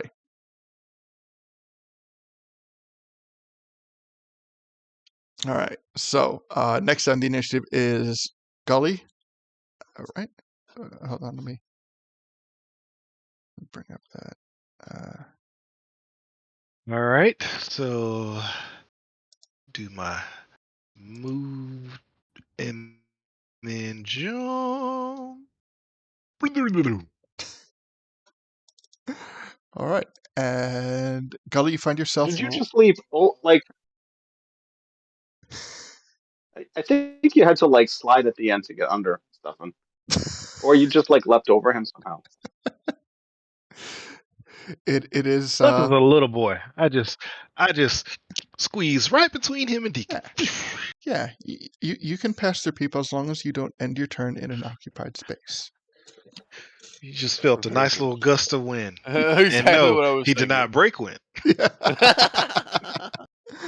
Although this is apparently the butt room, so Well, yeah, right. I do imagine Gully has that anime like he moves and then the air moves, like yes. just separate entities. Swing. Nice. I love it. All right. So Gully, you just happen to land right next to. Is is that shrub visible by you guys, or is that on my GM level? Yep, No, it's that's it. visible. Yeah, it's visible. Okay, all right. So sometimes it's hard for me to. Right there at the burning bush. Yeah, it's right there. It's right in front of you. You also see the far side of the room where there is the shrubbery blocking the door. Is there anything you would like to do? Any checks you'd like to make? Any actions you'd like to take? Anything of any of that nature? I will check to see if my aura is actually damaging this little bush in any way. Because if it is, then that means it's hostile towards us. The bush, the And if it's not, then no. the damage itself. But I guess it's burning and burning. It wouldn't do anything. Yeah, so never mind. Yeah, it's not burning. my embers will just swirl around. Where are you guys getting burning from? I never said burning. Hold on, let me see. Oh, that's that. So is there any aroma or odor coming off of this bush? It has a pretty sweet aroma on it. You know, it's like it smells like a sweet, sugary fruit. Okay. Hey, Deacon, you know anything about this shrubbery here? I was gonna say, like, I do imagine Deacon, like, vaguely just drooling fruit. Well, head empty. No, sorry. Yeah, actually, since I'm kind of from Kakariko, could I make, like, a nature check? See if I recognize this fruit at all? Wait, let me see if that's the correct check. Especially because, like, what I used to do was add Yeah. fruit to water as my charlatan gig, so Okay. Yes. In fact, I basically made kombucha. I will give you advantage on this. But yes, give me a nature Thank you. check. I appreciate it. You'll need Okay. it. All right, big brain time, boys.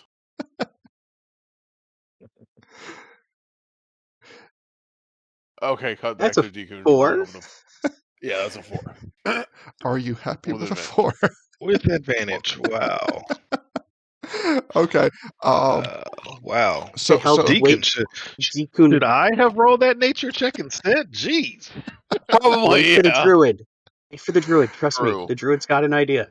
okay. That's Well, true. Gully Also- has not taken his action. Gully, if you would like to give a shot at the nature check, you are welcome to. Hey, Lito, got a tree Mhm. over here you should come take a look at, bud. Because I have no idea what I'm looking at here. Nope. Yeah. But it's kind of strange. A 12 is not enough. Okay. It smells sweet. It does. And although the bush itself looks weathered, the fruit itself does look like plump and healthy.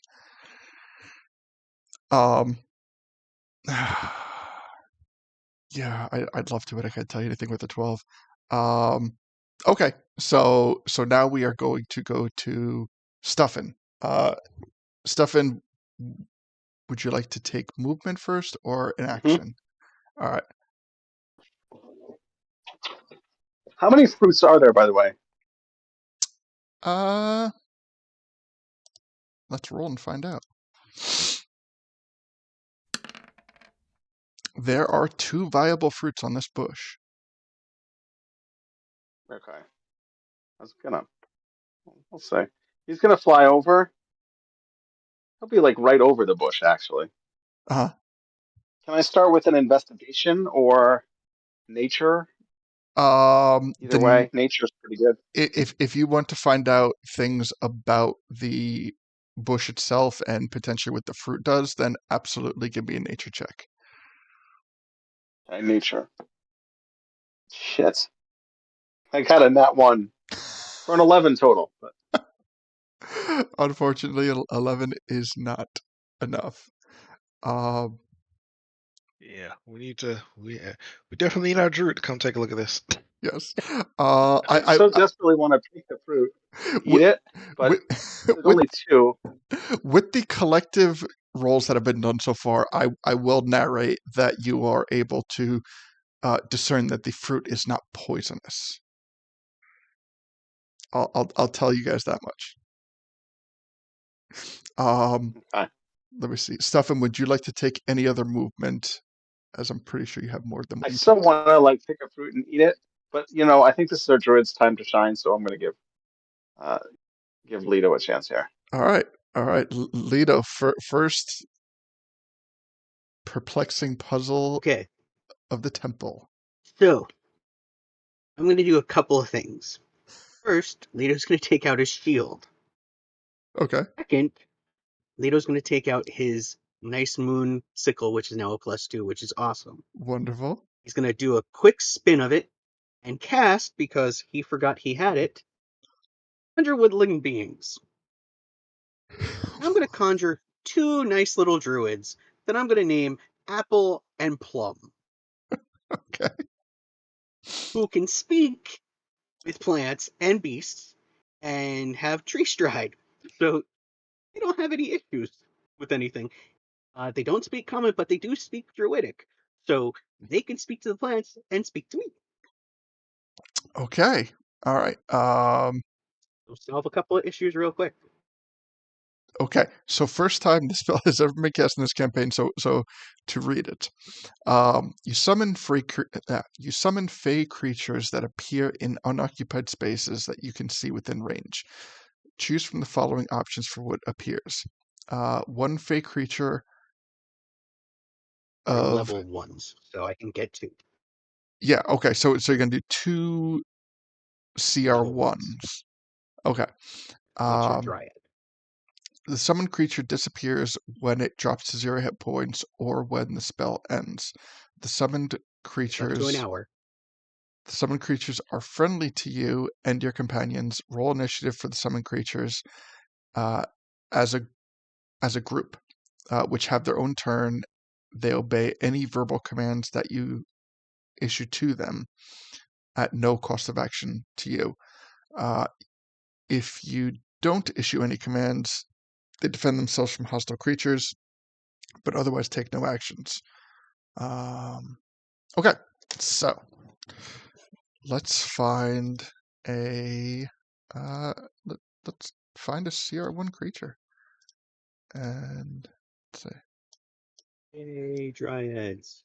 They're awesome.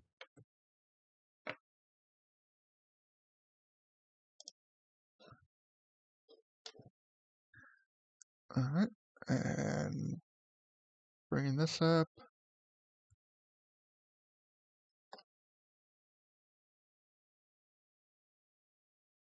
Okay, so that they are dryads.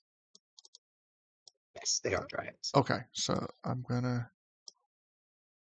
Love them. Uh,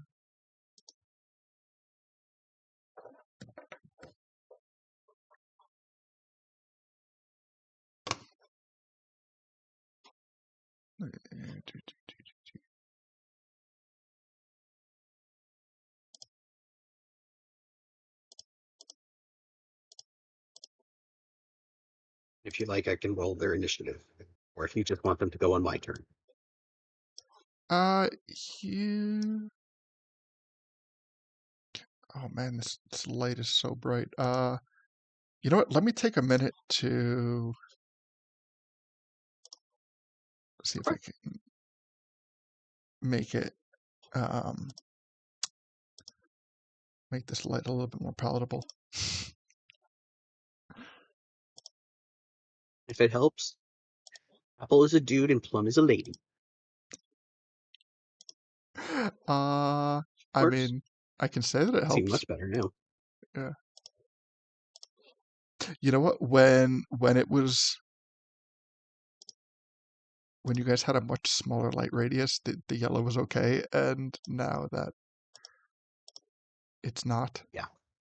And then where is okay? And then you, I gotta do that. Okay. All right. Is that better?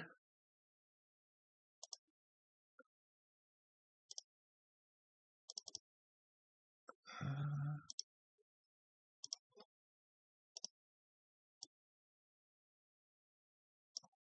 wait, what?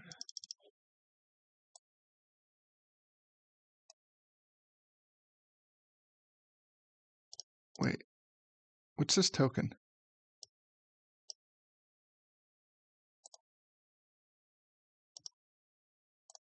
Was that something you put up there, Lito? I haven't put any tokens up. There's I don't know what those are. Oh, I put those up as the Dryad tokens. But what about what's this right here? Oh, okay. I What's don't that? see anything being pinged. Oh, it's on the G. Oh, never Is it mind. in another room?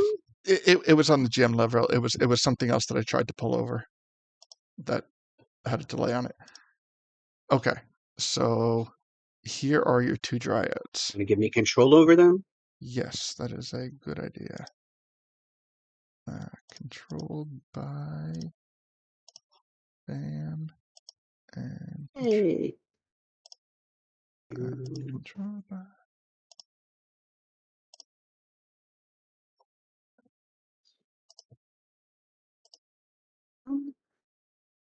All right, There we go. I made them colored. there we Now go. I know Okay, which one is which. all right. So you have summoned your Dryads. Tree Stride. Okay, I am personally. So Tree Stride. Once per turn, the Dryads can use 10 feet of their movement to step There's a magically tree. into a living tree. Magically into a living tree within the reach and emerge from a second living tree within 60 feet of the first tree, appearing in unoccupied space. Oh, you are. No, just I'll move half speed. Yeah, you know what? That's fair. I will simply say that yeah, they are able to.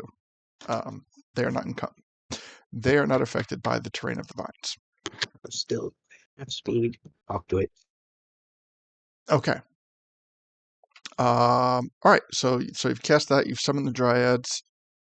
You have taken your I'll be like, movement. Apple Plum, can you ask what going on at the bush? Now you're talking to the shrubbery at the end of the room or the fruit tree that Stefan I is over. don't see a fruit tree on my map.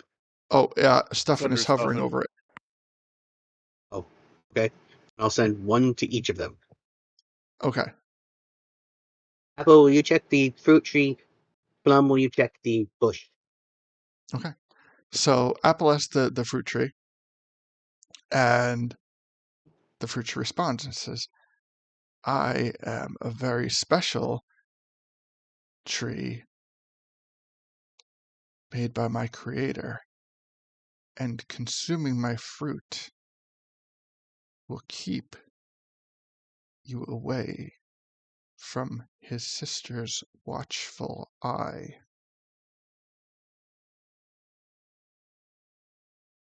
And that is what they tell you. And I respond with that comment to them. So if you eat it, it'll keep you out of his sister's watchful eye, which For a seems like a good time. thing, I think. But Yes. Oh, let's see. Did you? Okay, so let me add these Huh, neat. tokens so we can put initiatives on them.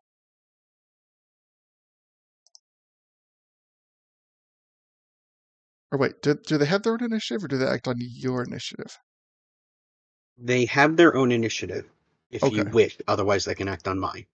Okay. So you know what? We'll give them their own battle initiative, but we'll have you give them commands like on your turn. Make sense? Okay. Okay. You want me to roll for their initiatives? Yeah, give them two initiative. We'll do apple and then plum. All right. Apple is a 21 and plum To is 12. a 12.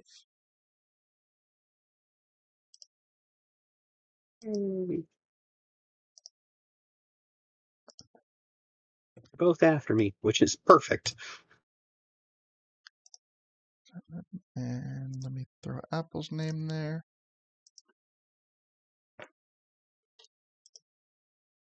All right. Apple and Plum are ready. You have done your action for your turn. You have taken your movement. Mhm. Is there anything I'm done. else? Okay. That's it for now. All right. And oh wait. Okay. So we need to narrate Plum because Plum is going to look at the other foliage. Yes. Okay. So I'm sorry. Explain to me what Just we see. Plum asks what the foliage blocking the door is. And Literally just ask, Plum to be like, find out if it's going to stop us, if we have to go around it, if there's some kind of like puzzle or something, or if it's just in the way for right now. okay.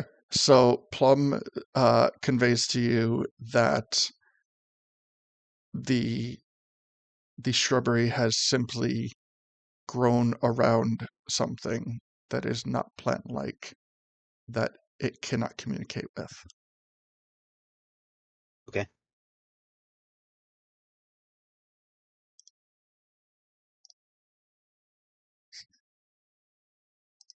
All right. So I do believe that is so that Everything. is a full round.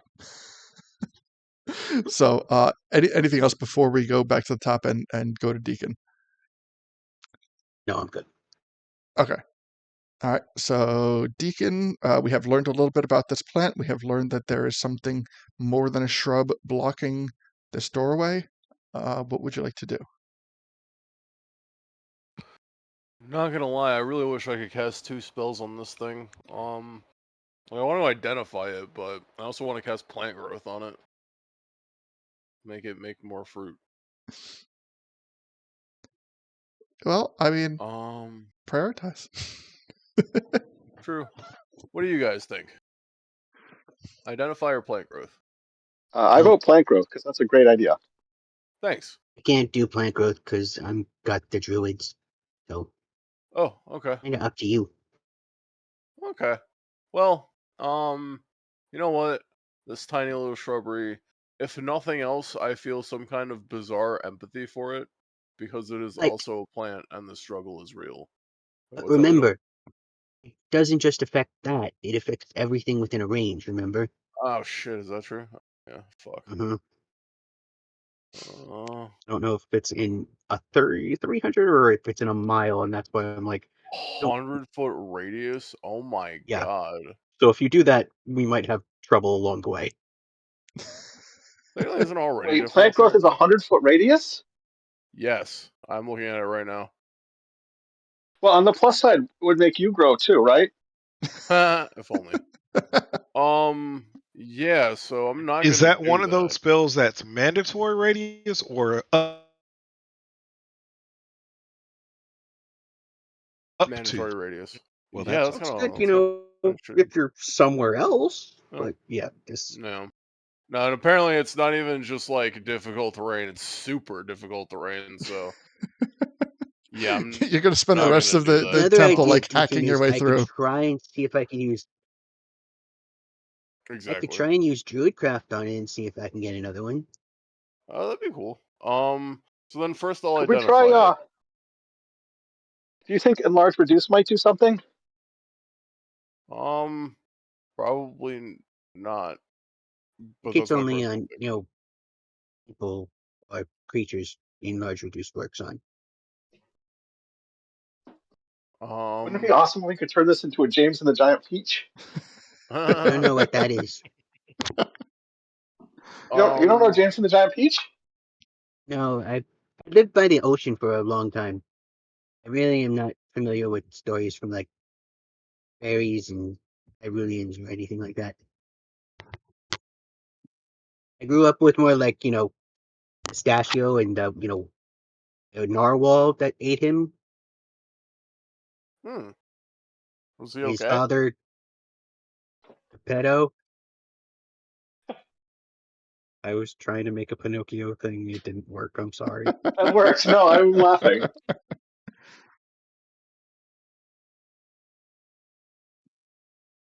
Pistachio. Narwhal. And I actually Pistachio want and to the read that narwhal. through for some reason. Good That's cute. story. I have the book back in my house. Nice. That's awesome. Yeah, so I'm gonna gently touch one of the fruits and cast Identify on the bush. Which will let you know or let me know any like magical properties that are either in the fruit or affecting the bush. Okay, so I am going to read it exactly as it's written.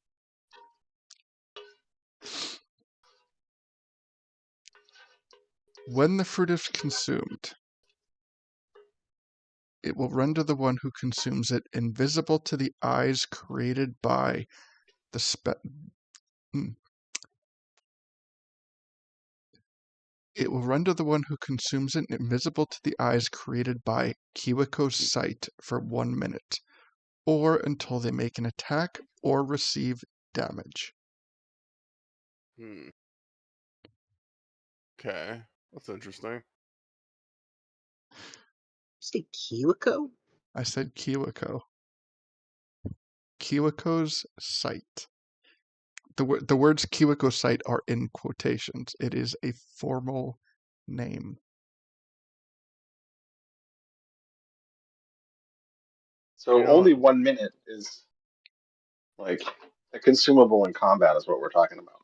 it seems Well, like, for purposes or at of least like like sneak even around it. traveling, yeah, you know, we're looking at 10 turns. I imagine this is like how the were you there for the water temple stuff? Sorry, I can't remember. Oh, he Blanking a wasn't. He little was bit. not. Okay. So we had someone leaping out of the walls to attack us whenever we ended our turn next to a wall. So and then there was in the fire temple he used mist to kind of hide himself and attacked us like that. So I can only imagine that she has some kind of similar thing going on, and this is to kind of like skirt the mechanic for a couple rounds until we fuck something up. Yeah, but the difference is, if she jumps out of the wall and she's near Gully, she's gonna get hurt too. True. Do you guys But really yeah. think I would recycle a mechanic for a temple? No. But I'm just saying, like, whatever the mechanic is, this will probably stop it. Actually, I think Yes. I know what mechanic you're using, and I think it's dastardly and genius. I've seen it once before. It is. You'll see.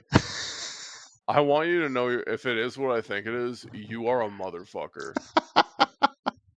I could be both, or I could just be one. True. There's only one way Very to true. find out. Very true. Very true. So we are so just pointing out the obvious, but like validating it. We at this point only being in the second room, and well, I guess I don't know you know Spanish what for pineapple. I'm Right. gonna retcon this,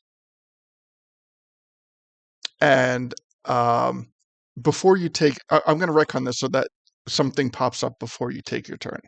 Hey, Puck. What's up? We Is my mic fucking up again? can't hear you. What were you gonna retcon? Okay. Doing the thing where you cut out Because a bunch. okay, because we are at the top of the order again. I'm going to retcon something before your turn, so that this makes a little bit more sense. Mm-hmm. Una madre. Una madre. Nice. Sì, lei è Chiara.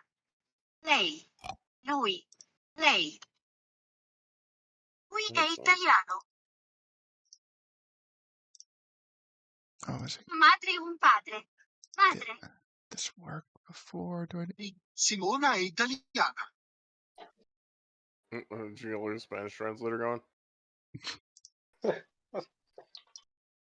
è un padre.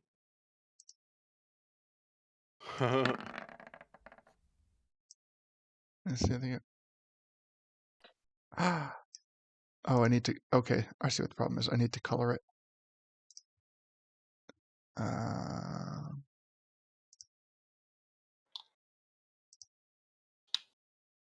Oh, lei è italiana.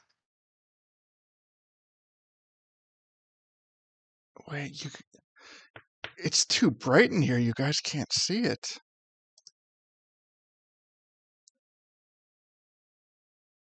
Which might actually be a What? good thing. Okay.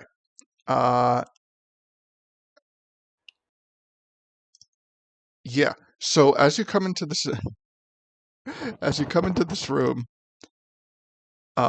you notice that fixated, or after you complete your turns and you inspect the shrubs and you inspect the fruit tree, you notice that an eye appears on the far wall of the room, and it just kind of like opens up through the like through the vines. It opens up.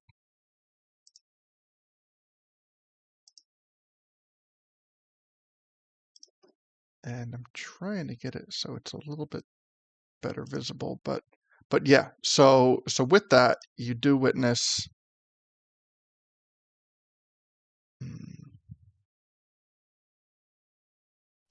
Yeah, you witness it. Is the soup not good? What was that?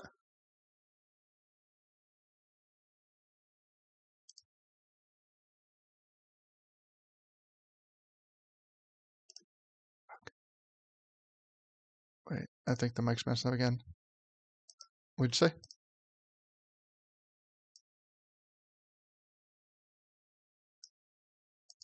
Can you guys hear me? Yes.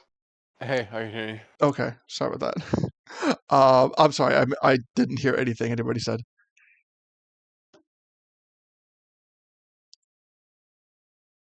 There wasn't too much said. Okay, I thought. Okay. We were trying to figure out what you were saying too.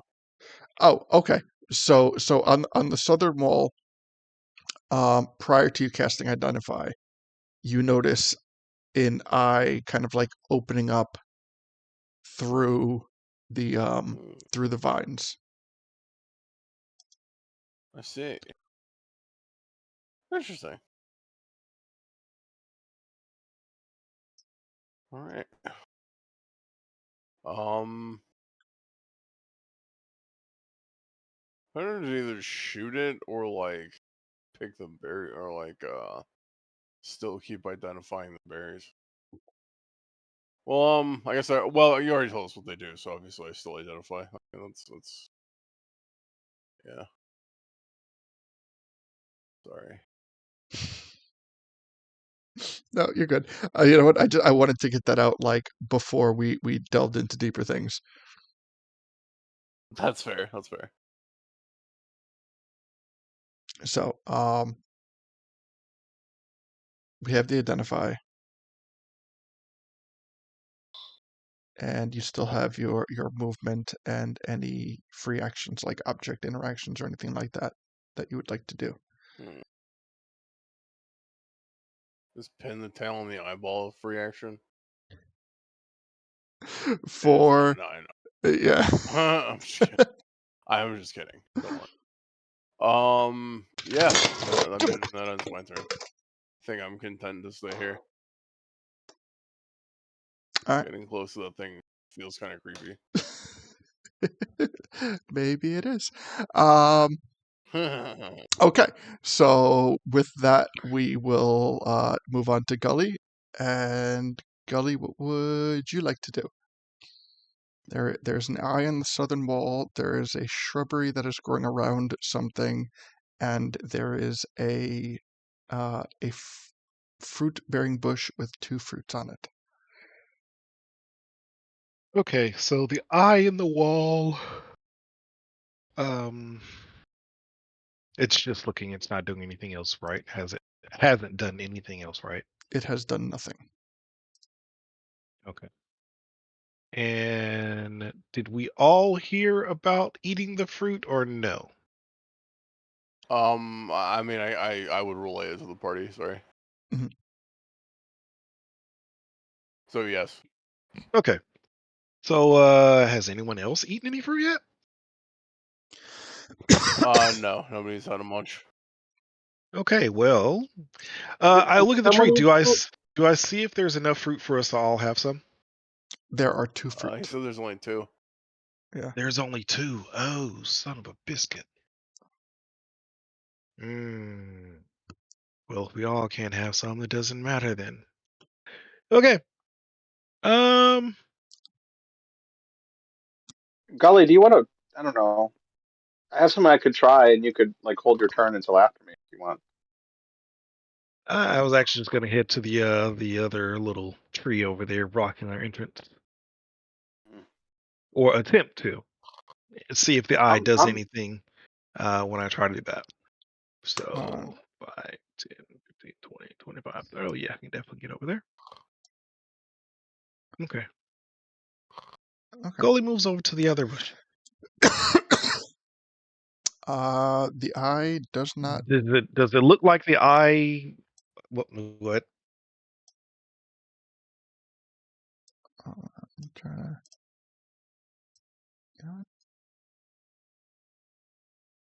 Yeah, I think that there is. Okay. So what is going on is there is so much light going on in this room that there are things being blocked that you can't see. Which is not a bad thing for you, but definitely a good thing for me, guy. So the eye did follow you as you traversed through the room, but it did not react in any way other than simply viewing you. Okay. So it tracked where I went, but it didn't do anything else. Right. Okay. All right. Man, that eye is real freaky.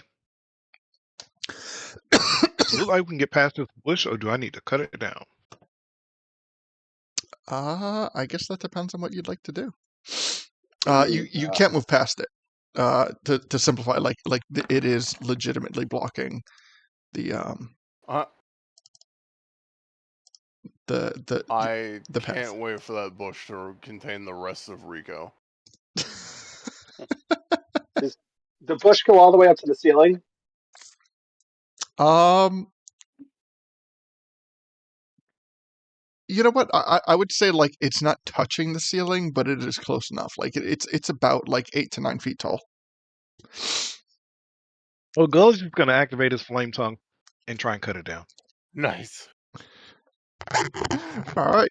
So, Oh my gosh, what could go wrong here? taking an action to attack the shrubbery, and let me get this up.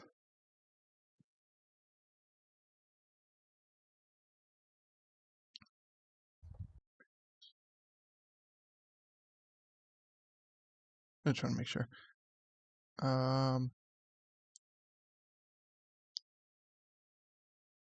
Okay. Give me an attack roll.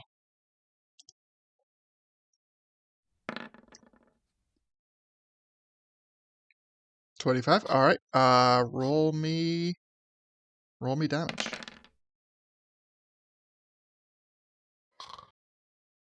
Okay. 6, 15, 22. The damage is 16, 22. Yeah. All right. And you hit into something hard, and the shrubbery catches flame, and as the flame starts to fade away, you find yourself face to face with a statue that looks like a Hylian soldier.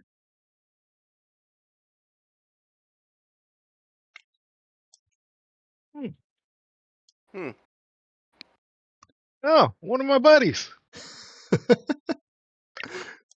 So what would you like? What do you have any other actions, bonus actions, anything that you'd like to do? Let me see here. You know what? Because it is concentration, it only lasts up to a minute, so no, I won't do that actually. No, that's actually, would it be overkill to have 2 auras? Let's see. How long does that last? Where are you? Why are you not telling me how long it lasts? 10 minutes. Okay. Nah, I'm not gonna do that either. Okay. Are you Okay. Yep, that's it. okay? Are you I was activating thinking about your aura? I was thinking about activating Spirit Guardians, Okay. But are you but targeting nah. That's why this? I was like having 2 auras going. Are you targeting this statue with your aura? Because remember, your aura is active all times, but you decide who is affected by it. Right. So is this statue affected by your aura? Oh, I don't know. If it's hostile, then yeah. I mean, I would say it's always active against hostiles, but if it's not hostile, then no. It It's it a has statue, so it has thus far exhibited no actions of hostility. so then yeah, no. Okay. I'll just try and wipe off any other further debris. All right. See if there are any mechanisms on this thing. Actually, I can't do all that because I use my action to attack. So yeah, that's it. All right.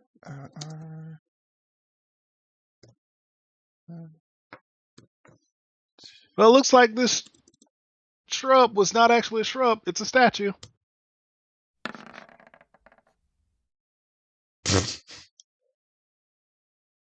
Okay. That was the thing that just happened. All right. Sounds good. Yeah. With that, we will move to stuffing. Okay. So I've been thinking about it, folks, and here's what I'm thinking: is this fruit makes you invisible to something, and there's only 2 fruits in here, and there's an eye that's watching us, and then there's the statue that won't let us out. But maybe what we need to do is take the fruit and eat it, so we're hidden from the eye. And then if we're hidden from the eye, we can, like, I don't know, walk by the statue or something and it won't get in our Yeah, way.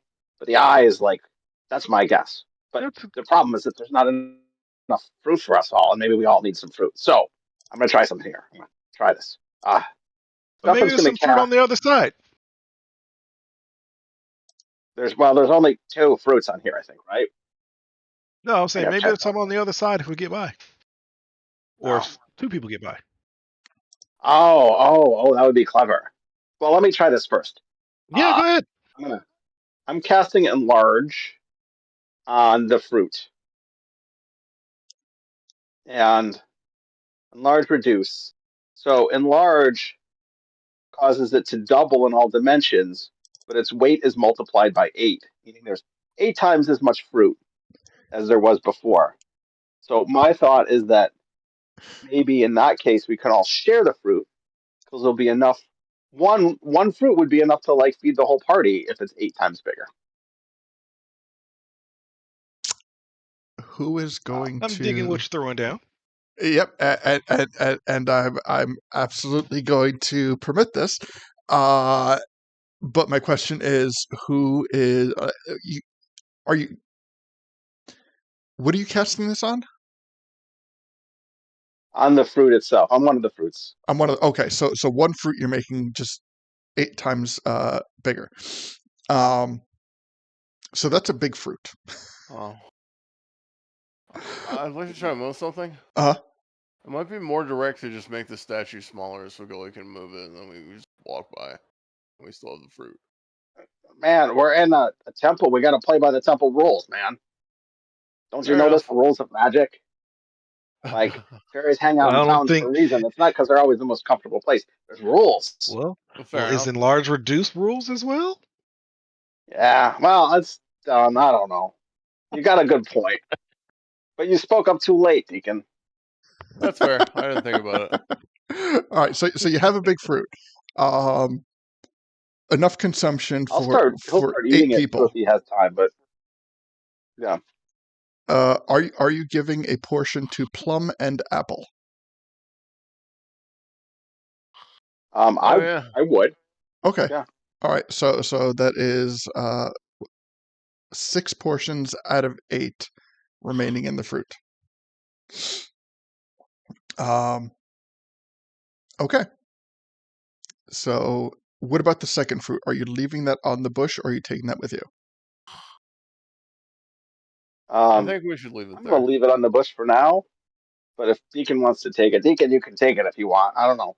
I appreciate it. I think we should leave it there, though. To be honest. I don't want to take more than we need. That's rude to nature. Exactly. Exactly.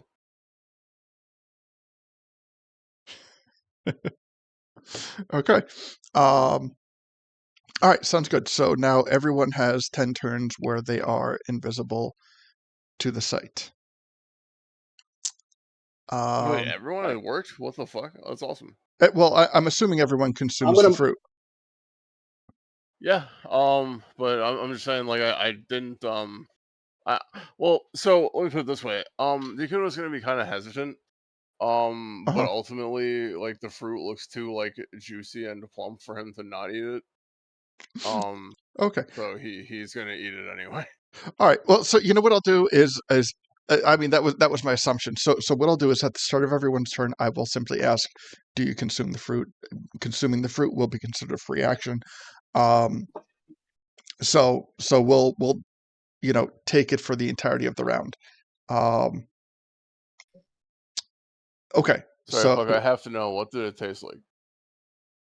it tasted like a I'm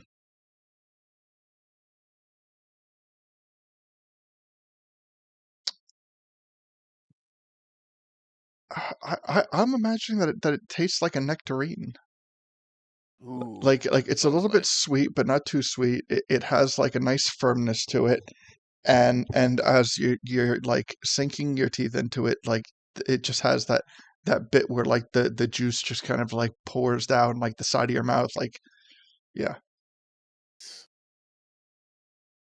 Deacon's snout is now. What color is it again?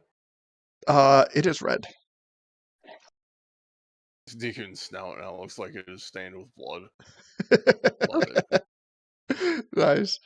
But okay, so wait, we're on. Oh, Sorry about that. So why don't we have like everybody but like 2 of us leave the room and then and yeah. No, that's a good idea. Everyone will like, um, I guess just like see if like everybody but the people who ate the fruit already just like go back to room 1, and then we see if like that makes the statue disappear. Is that what you're Mhm. thinking, Leno? Uh, Or does the statue disappear once we eat the fruit? oh, true. That's a good point too. Wait, why Like, would? I think we could probably test like both at the same time. Okay, so so taking where we are at now, we are at stuffing, right? Mm-mm. Okay, Well, Stuffin just did all this, all right. So stuffing and larger but fruit. he ate some fruit. You did eat some. All right, so I'm going to He ate just some, and I think he's probably delivering it to anyone else who wants it. I would have realistically eaten some too. It just seems like the deacon thing to do, even if it's not exactly wise. okay. That is. I'm gonna. I'm simply like step out of the room. for me. I'm gonna start like keeping like the markings. Like I just marked stuffing. I'm just gonna keep like the markings going so I know when the fruit wears off. Any other movements or anything for Stuffin's turn? No, Leto, put your I think I'm good is right now. we're not at you, Leto. Put your ass back there. I Uh, just like anyone who wants fruit, I'm delivering it to them. I'm flying around the room to give it to them. okay, that's fair. Everyone's fairly close. Not a problem. All right. So that ends your turn, Stefan? Yep. Okay, sounds good. All right. So now we go to Leto. Leto, do you consume the fruit? No, No. I Okay. actually go out of the room because I want to see if it works if there's only like 2 or more people in the room. Okay. Wow. So you have left the room, um, Hmm. and Can I ask, does uh-huh. um can people just say also whether they take the fruit? Like if anyone doesn't take the fruit, they would get a piece from me, even if they don't eat it. Well, there's like yeah. Taking the fruit and consuming the fruit, two very different things. Um, so when everyone starts your turn, I'm simply going to ask, did you consume the fruit? If you consume the fruit, I'm going to start, you know, marking the turns. And if at any point, if you choose not to consume the fruit, um, just let me know when you choose to consume the fruit, and we'll run it that way. So right now, um, it was Stefan's turn. Stefan consumed Starting the to feel like fruit. I made the wrong decision. Well, I'm not committing you to a decision yet because you are I guess that's true. like Sorry. post It's my post turn. Yeah. post fruit. Your turn has still yet to come. So Fair. so Fair. so I'm merely considering what you're saying as brainstorming. Um, Appreciate it. but so Leto has taken possession of a portion of fruit, but he has not consumed it. He's left the room, and what effect are you looking for by leaving the room? Just hoping that whoever is in the room, maybe the eye will then lose track of, and then if they've eaten the fruit in the room, then the eye will do whatever it needs to do. I'm testing a theory. Okay, fair. All right. So being as the only person you have seen consume the fruit thus far has been Stuffin, you have a decent enough line of sight that you are fairly confident that the sight has ceased to notice Stuffin.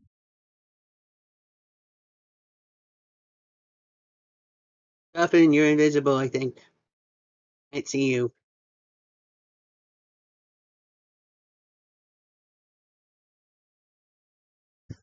Hmm. Nice. Works like it says on the tin. You'll love to see it. All right. What would you like to? Would you like to command your dryads to eat the fruit? Yes. I'll Okay. have them move to. So I'm going to. I'm going to give them non-color coded icons. They're not actually dead.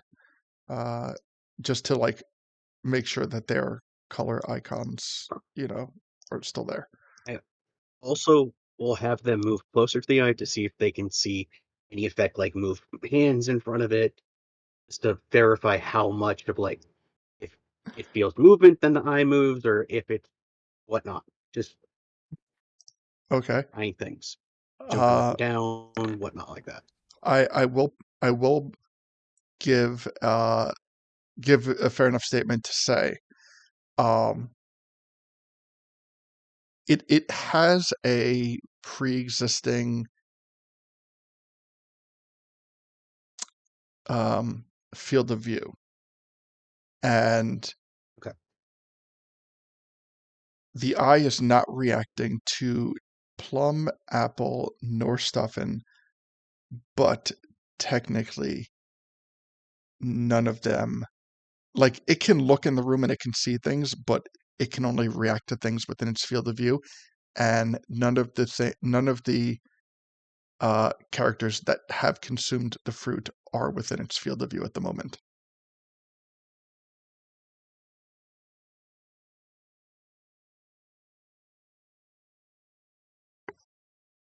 Ikun, I think you're in the line of sight. Oh, okay.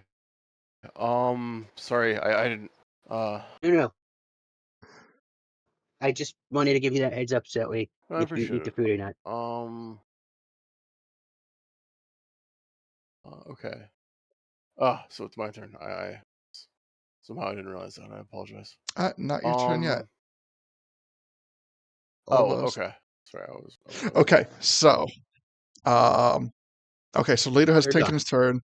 Plum and Apple have taken their turn, their Their commands, turns. and now hold on. Let me make an adjustment so I can actually look at my map. And the eye moves. Now, definitively, Apple is beyond a shadow of doubt within its direct range of view. And it, from the people's point of view who can see it still, it does not seem to be reacting or noticing Apple.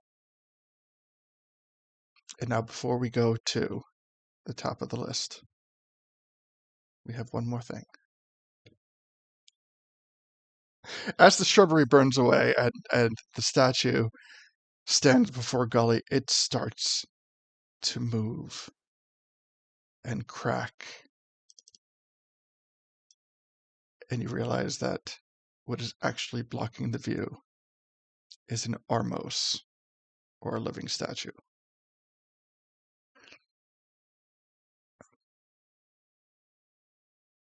Okay, so Fuck, I think you need to repeat that. okay, What's blocking the way? hold on. Let me get. Can you hear me now? Okay.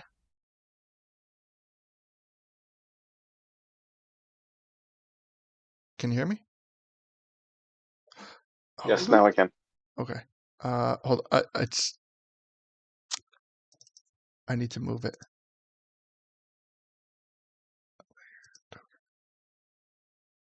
All right. So, an Armos, or living statue, made to look like a Highland guard, stands before Gully, and it goes to make an attack on him, to which it fails miserably.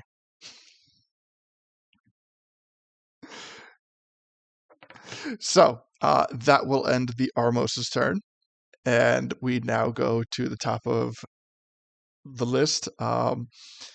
So, just to recap, first question, Deacon, are you consuming the fruit?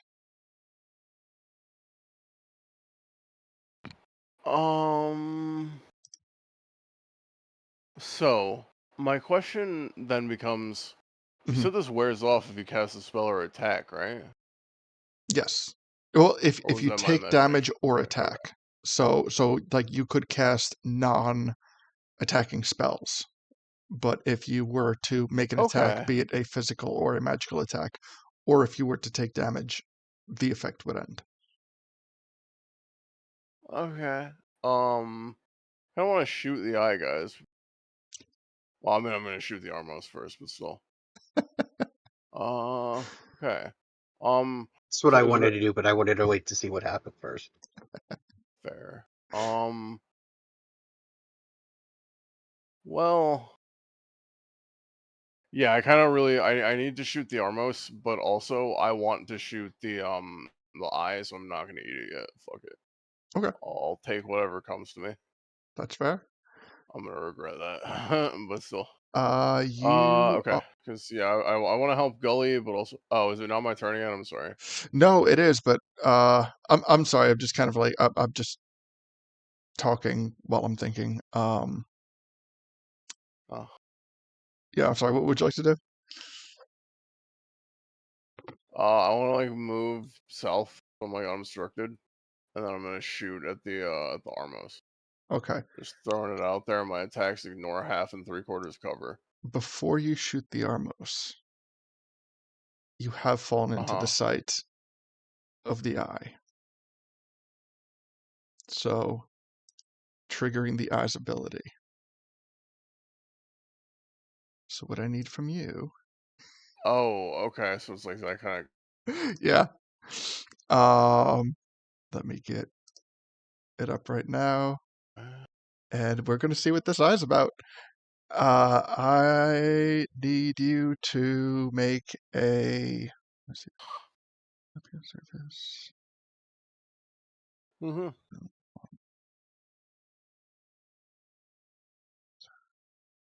Okay. So the first effect of the eye is I need you to make a con save. Okay. It's gonna be interesting. 20. Okay, you have succeeded the fail save. You have succeeded the save. So now, anytime that I ask you to make a similar save, you get to make that at advantage. And so the moment that I'm sorry, I didn't actually hear what you said. oh, okay, hold on, I'm gonna switch over to the other page. Okay, because I think my voice comes through better on the player page rather than GM page. Okay, so before you take your action, what had happened was you moved down south and you came into the field of view of the eye. The moment that you came into field of the eye locked on you and you felt this shrieking noise in your head, which you were able to shrug off with your con save. So now, whenever you find yourself in a similar situation, you will make the con save again, but you will make it at advantage. Cool. Okay. Thanks. Good to know. All right. So, taking your action, are you still aiming for the Armos? Yes. Okay.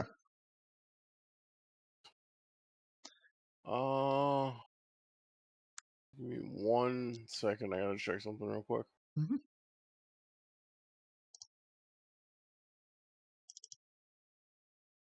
To see if something's gonna be kind of worth it. So,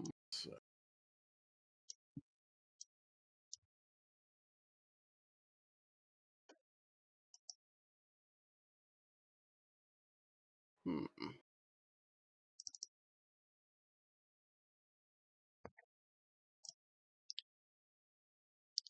Oh shit. Oh, sorry. So I'm taking out Ruru's bow. So if I can clarify, I thought the ability was a once per day. Uh-huh. I didn't realize it was a thing you could just do. Just explaining. Mm-hmm. So for my first action,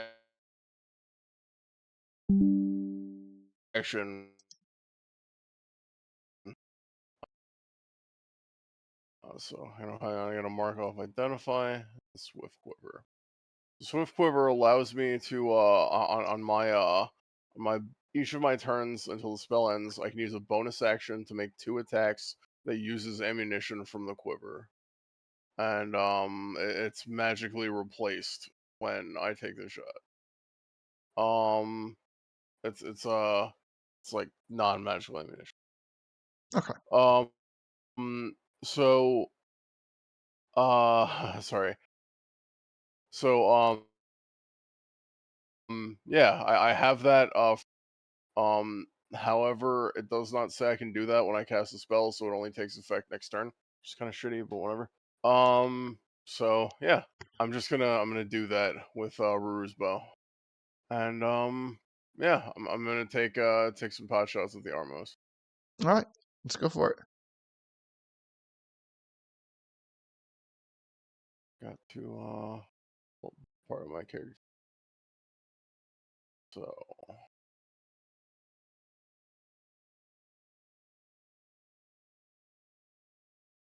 I've fought these before. Are these like these? Are these similar to the statues that always take like an arrow to kill? Um, I'm not sure. Can you rephrase the question?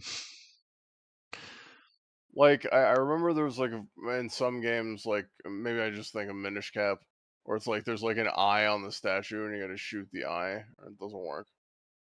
Oh no, it's not like that. It doesn't This is the matter. I'm just one. curious. This is the Yeah. one where it's basically. I can tell you, but we don't know this yet. But there's something on the back of it. Gotcha. Okay. Thanks. All right. So Ruse bow sharp. Guessing that's gonna miss. So next attack, 14 to hit. Let me go. I do believe a 14. Hold on. No, 14 misses. Ah, fair enough. All right. Then yeah. That's it for me then. All right. Uh, let's see. Okay. So, moving on to the next one. Gully, are you consuming the fruit? Yep. All right. So Gully consumes the fruit. And Is he consuming the fruit? Gully and food? Of Gully, course. nice. I was just about to say, you beat me to it.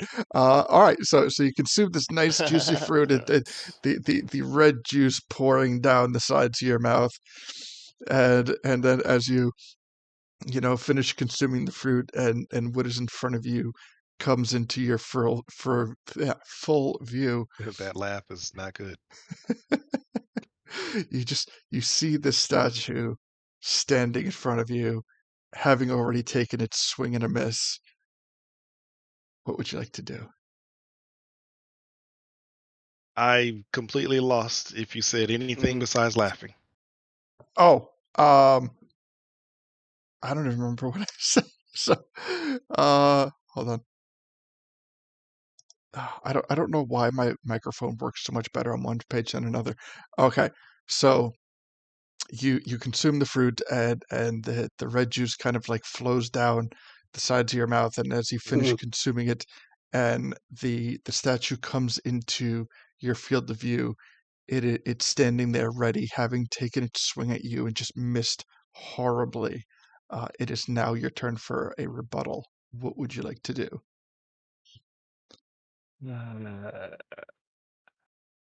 Okay, hope I didn't miss anything important. He is going to switch to the Lionel longsword Uh,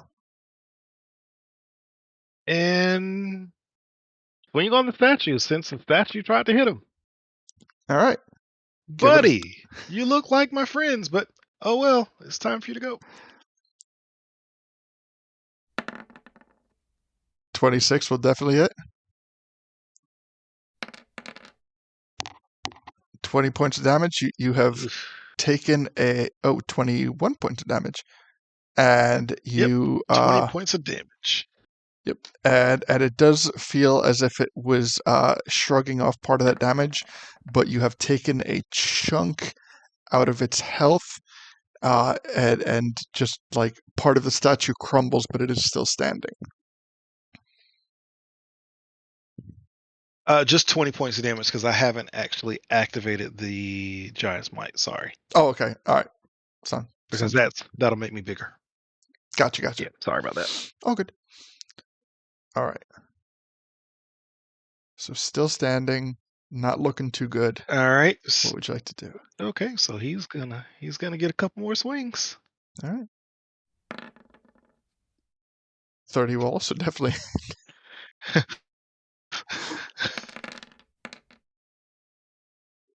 This statue just Minus that 5.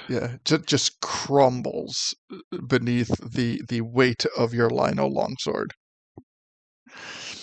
Nice. All right, and the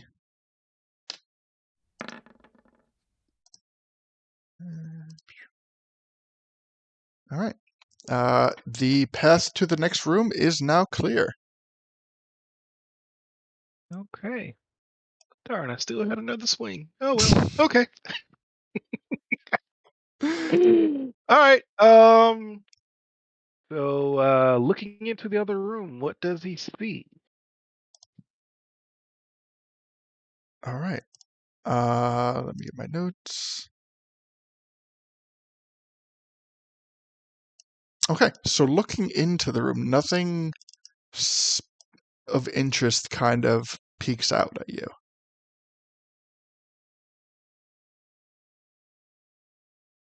Okay. So 5, 10.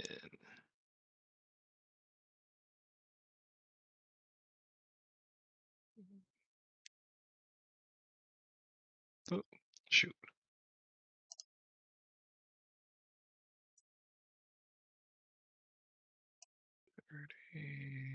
Okay, he'll move there. All right. Hey, boys, there's 2 more entrances, or, well, not entrances, but there's 2 more ways to go in here. Okay, so you walk into the room where you see 2 possible paths. The sound of eerie moans start to echo through the halls. Given both pathways, you are having a hard time determining which path the moans are coming from. Whoa, buddy, I hear some moans, but I don't know which direction they're coming from. And they don't sound like the good moans. Oh no. They are not good moans. And that is my turn. Okay, sounds good. Moving on. Last person I need to ask. Stuffin, have you consumed the fruit? Oh wait. Yeah, he already had the last Oh, okay, yeah, okay. So, okay, so I marked you already, but technically this is your first round consuming the fruit. Okay, turn. so Say, what would you like to do? he's gonna say, stone statue's gone. I bet you if you eat the fruit, then you can just walk right past it. I'm going right into the next room. Just just following along. Just float over the rubble.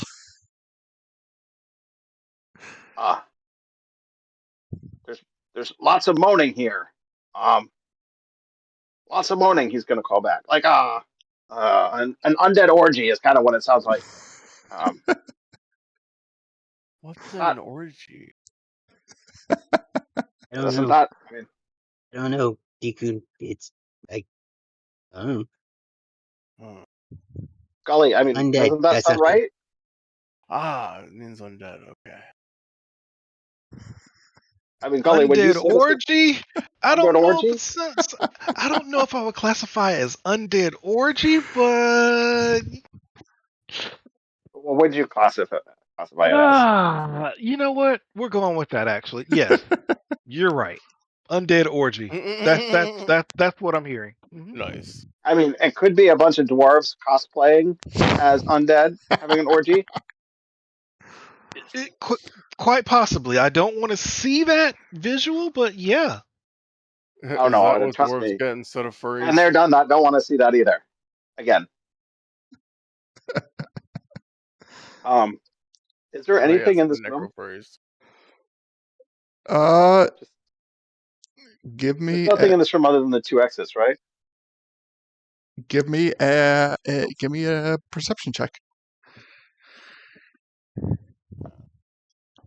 And Was it 10 you said? yeah, You do not notice anything of significance. The I, the ground, the stuff, but really, yeah, nothing kind of pops out. well, he's got some more movement. I'm going to go down in the hallway just to check out. Just heading down. It looks like it goes to the right and to the left, and then there's another room to the south of this hallway. Do I hear the moaning? The moaning is getting louder. There's more moaning down here. Yeah, depending on whether you like moaning, this could be a good or a bad way to go. I think that's probably it for my turn. Okay. Actually, can I do like a classic? This is probably not gonna work. Well, I was gonna say, can I just shoot a firebolt to the east just to see it light up the hallway? Does that work in D&D? Logistically.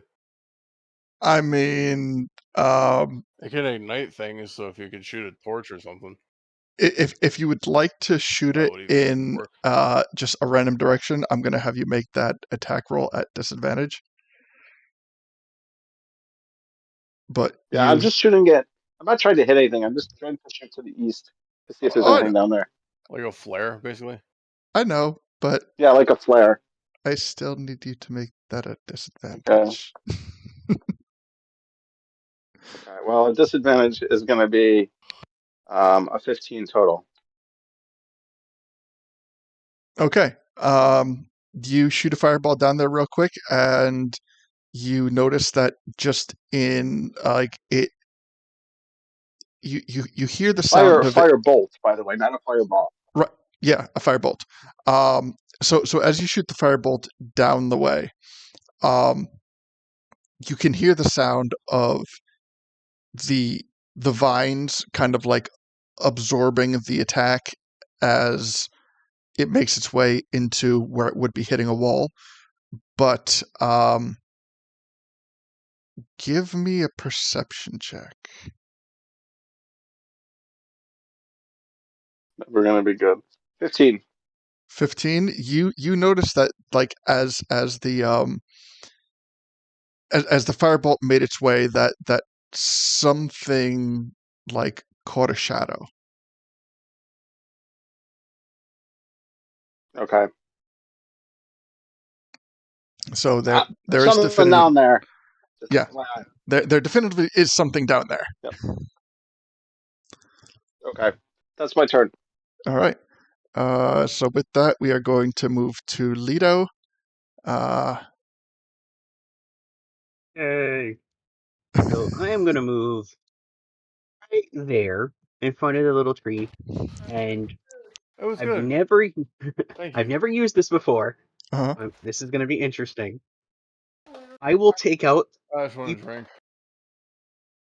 the blow dart gun that I Oh have uh no, not at all.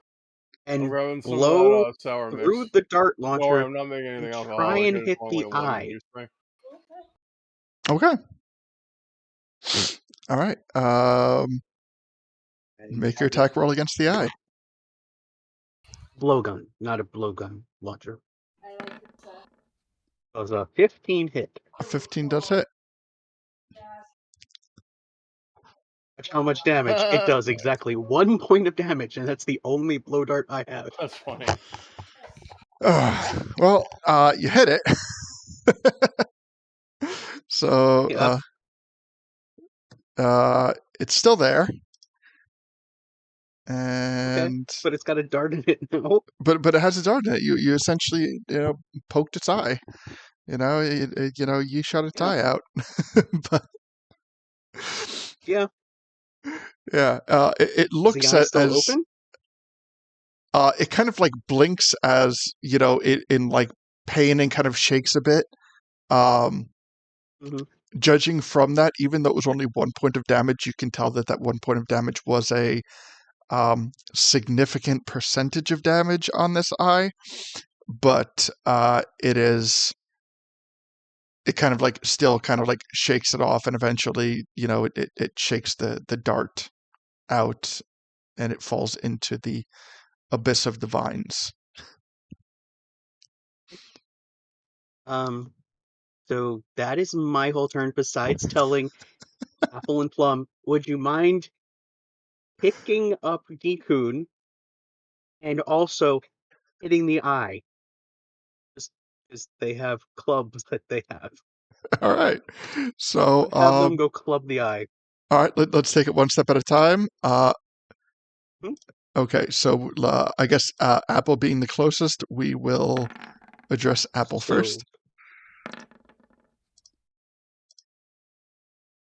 Apple has a 15 to hit, That will hit.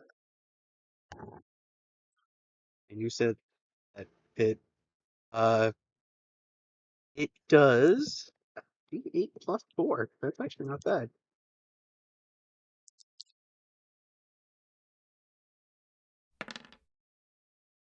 Does 8 points of damage. All right, 8 points of damage, and the eye vanishes. You've killed the eye.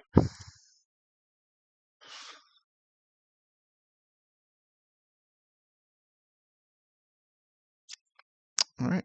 I'm So not sure what you're saying. you've killed the eye. Killed the eye. Okay. Killed the eye. Yep. Bull is gonna pick up Dekun and then walk his whopping 15 feet Aw, thank you. Because I know Deacon's running behind, and then Plum will walk her 15 feet, and it'll just be a conga line with all of us. But making sure Deacon's, taken care of, and I'll be at the end. So Deacon Thank you. is with Yep. Apple. Yeah. All right. Yay. Okay. So as Deacon is. Oh, Cody. You could, in theory, you could jump to Plum if you wanted to. That would be cool. Are you going to hobo cannon Deacon? Just Oh, keep no, yes, passing in him down theory. the line. I'm making him faster. I'm making him faster since I'm going to be Hell in the yeah. far back. But I know he's kind of, got short legs. Oh, all right. Well, fuck it. Let's do this. Can I And that'll be everything I do. make an acrobatics check? A jump. Sure. Plum. Sure. Let's- What are we at? Oh, okay. We are. Well, okay. So we are. Before we go to Deacon, we are going Oh, sorry. to. You know what? We run these temples so infrequently that I'm really bad about layer actions and stuff like that. Oh no, please don't worry about it. No layer actions. You're fine. All right. So I'm. Yeah. Don't worry about them. You don't need a layer action. Let's see. Oh boy. Especially whatever 4 is. Okay.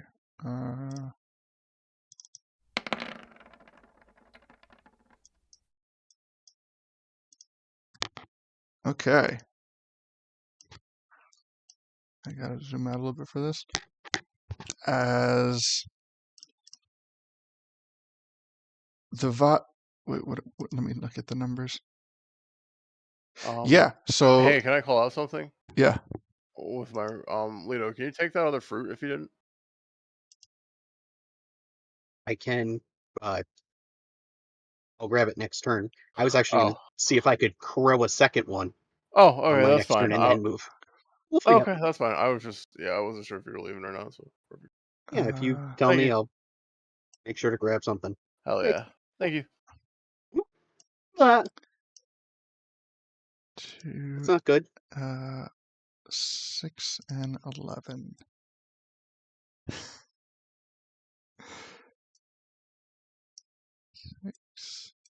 And so the New leaves, phone. Who I think dis? I made it mad.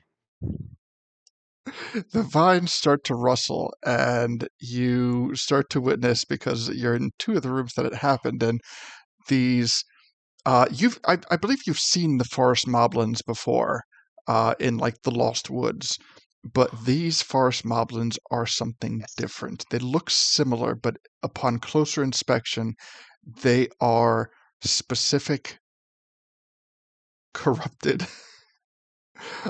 forest moblins of this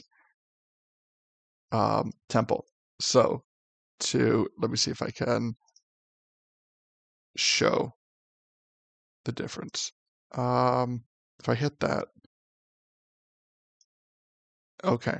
On your screen, do you guys see the forest moblin? Mm-hmm.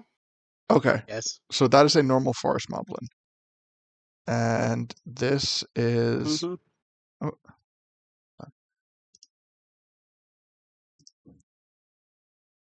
I don't see it on stream. Wait, it's not showing up on stream? Oh wait, actually... on stream, it's not showing up. Yeah, but it's showing up on Roll20, just not on your stream. Not on stream. It is on Roll20.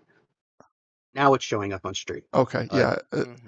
So to the left we have what is popping Corrupted up. end, yes. Yeah. And the left one is what you are now looking at. So it does take a familiar form, but you are under a safe impression that these things are specifically made in this temple. And Fuck, I gotta know. Did you make that yourself? Because that's really good. I made it with my programs. I I can Jeez, I go love over it, it dude. like That's really fucking cool. thanks. It's on my night cafe. Yeah. Sorry. Well, we'll have to do that next week. Yeah. And Oh let me get these guys initiatives.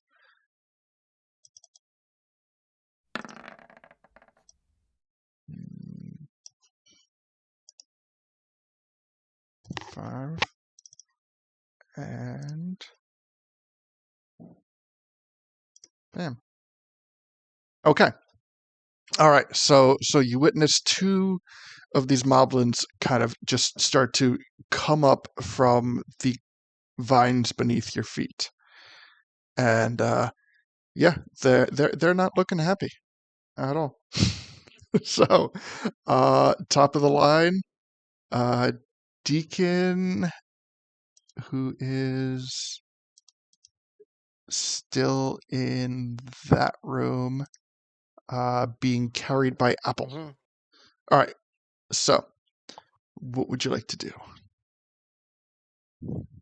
Oh.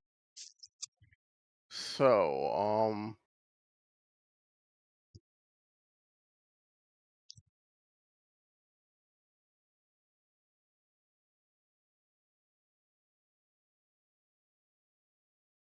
okay. This is just like slightly unclear because of the wording.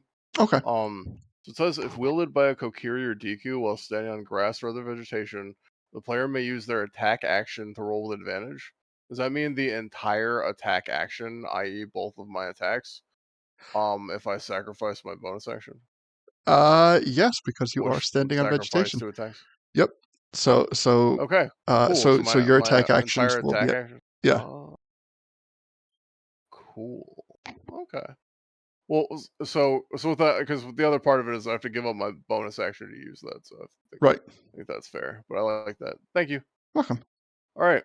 So yeah, I'm gonna just try this out real quick instead of making 4 attacks because I want to see what this is like. Just kind of like channel Ruru. There's a little bit of honor there, Okay. So This is I'm gonna Ruru's attack the house, bitch. moblin that's like next. Exactly. Came to the wrong neighborhood, motherfucker. The House of Rue. Hell yeah. All All right. right. So that is I'm gonna use my D8 to add it to my armor class. Mhm. Or no wait, my D12. Jesus. Forgot. Alright, so it's my damage and my armor class. Gotcha. No wait, it's a D6. I'm sorry. Your It's a D12 if I burn an inspiration, but it's your D6 flourish. otherwise. So Yeah. yes, thank you. It's been a minute, sorry. And my mind's not at peak. You're good. So my AC and my damage goes to 2, so I deal 23 damage with that attack. Okay. Wonderful. Let me take a quick peek at something. All right. So. Okay. Uh, It is also a +2 bow, so it is considered to be magical. Gotcha. All right. Okay. So it's still standing. It's still looking okay, but the attack hit and full damage was issued.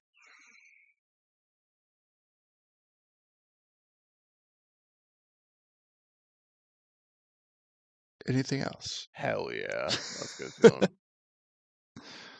All right. So, also, guys, if I could just chime in, like, it really is going through like perfectly fine via the stream. So just have my stream volume on like 5% so I can occasionally overhear him. It might help you guys kind of figure out what's going on in the absence of like his mic working. Sorry. Okay. It's like a failsafe. Anyway, just throwing that out there. That's just how I can kind of hear him a little bit.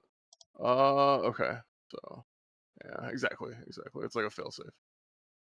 Okay. So and then an additional 25 damage. All right. And All right. He's still standing. he is still standing. But he has it looks like he's taken a good bit of damage. So he's hurting.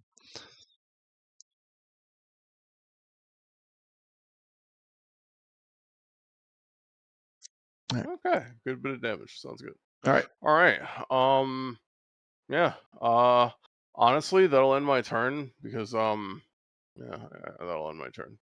All right. Sounds good. And with that, we're I'll going protect Apple a little bit. we're going to move to Gully. Oh, Puck, you're gonna hate me. Okay, well, we're gonna start off by bonus action, Blazing Smite. I'll go ahead and throw that there so you see it. All right.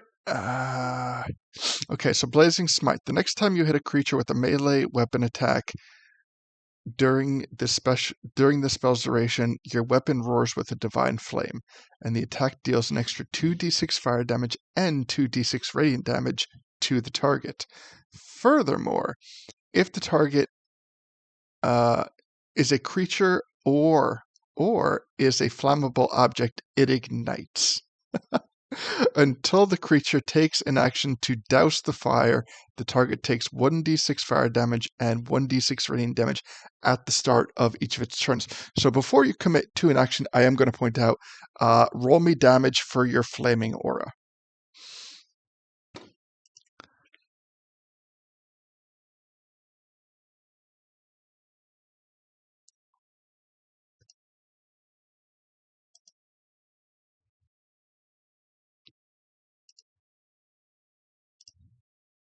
Did you lose me? I don't know why it has a spell save DC, because it's not like they get a chance to save against it. That's fair. Thank you, Sage Spells. Yes. All right. Does sound pretty fire. It sounds entirely badass. But before we go down that rabbit hole, give me your flame aura damage. Flame aura. There you go, sir. All right. Not bad. Starting out with 13 points of damage. A good place to start. And let's continue on with the attack. All right. So, first swing. Please hit. 19 will hit. Oof, 19. Does 19 hit? Yes.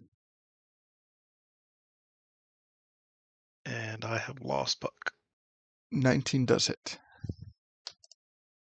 Okay. So that's the initial damage.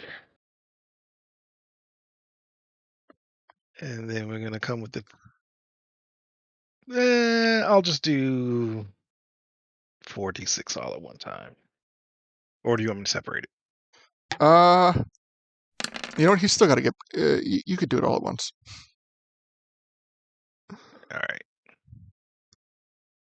All right. And... let me see. And since this dude is a creature, he's flaming.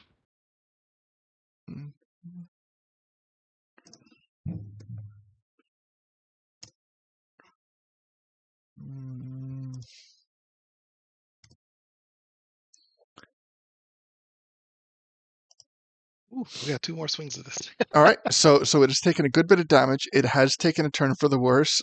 It looks very similar to how the forest moblin that Deacon attacked was. What else would you like to do? Oh, I still have 2 more swings. All right, let's see it. Ah, it's going lower. Come on. 17 hits. All right, beautiful. So there's that. 24 points of damage. All right, still standing. And then here comes the radiant and the fire. And that'll do it. All right, so this forest moblin with kind of like vines, reaching and creeping all over its body, just ignites into flame as Gully just hacks at this thing with the flaming effect attached to his Lionel longsword. And after just a few brief but powerful strokes, this this moblin just crumbles lifeless to the ground. Hey, Stuffin, did you want me to come that way, or are we going the other way? Now, there's something down here, All but right, well, I'll head towards you then. dang, that's big. Wow. Okay, that's a big old. Where did that come from? I didn't even see it before. Okay, you can come on down this way. I'm looking. Can I tell which way the moans are Down to the coming right. from? All right, I've been. Oh no, wait, that's not the right There's question. something down there. The moans are still kind of echoing through. Given the way that the vines have a like muffling effect on the noise of the temple, it's hard to kind of pinpoint the direction that's coming from. As you travel in certain directions, you can tell if it's getting louder or quieter. From going in the southern direction and going into that hallway, it has gotten louder, but it's hard to tell specifically which direction it's coming from. Gotcha. Okay. All right. Well, you think it's coming from the right, Stuffin? Well, I saw something down there. Okay. All right. Well, maybe we'll head that way. And that's my turn. All right. With that, we will move to Stuffin. All right. So, Stuffin, what would you like to do? I guess he's gonna explore. I go 4 squares down to start with. All right. What do I see in the room to the south? Let me check my notes.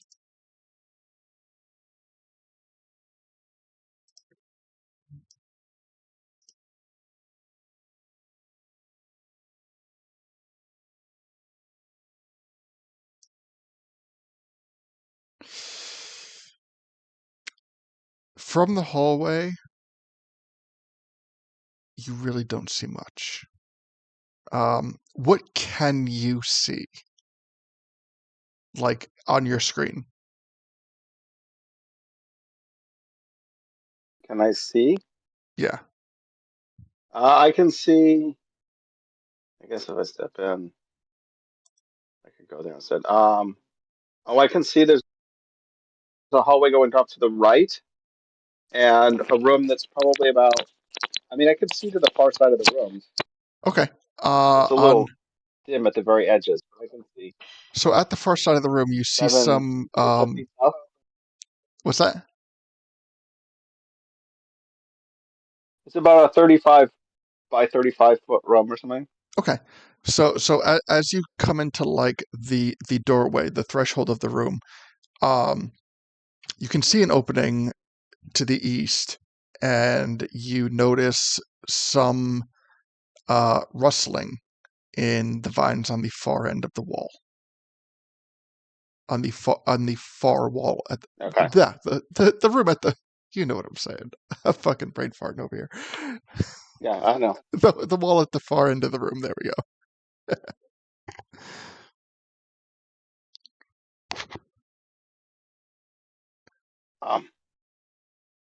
Yeah, there's some rustling here. Let's see. I'll keep going. I'm gonna go up. I'll use my action to keep moving until I get to like the room at the end of the hall on the east. All right. So once you go into this Oh, room, you do I see become. that?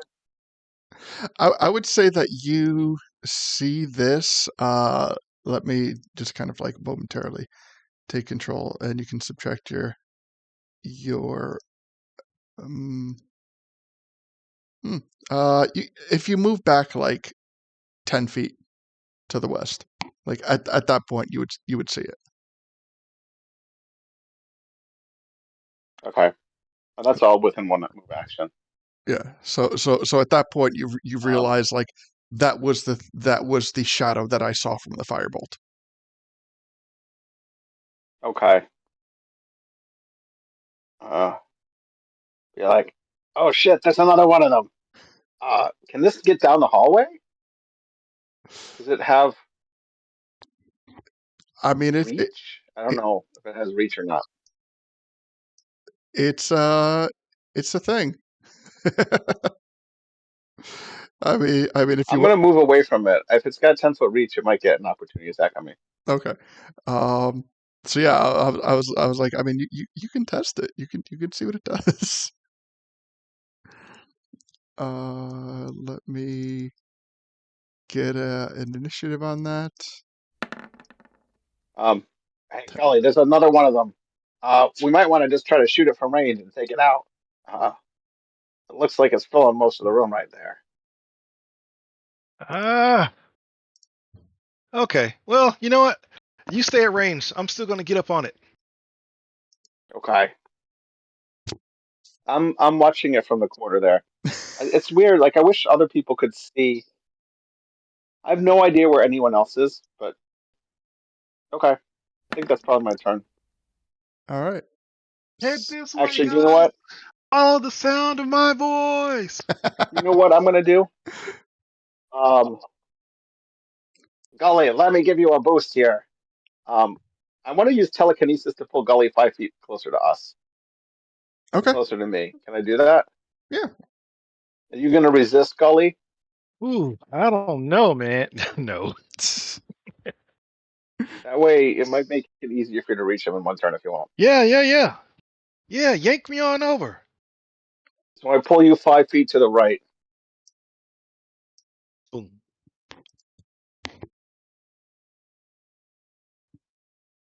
All right. Okay, and that's my turn. Okay. Sounds good. And with that, we will go to Toledo. Okay.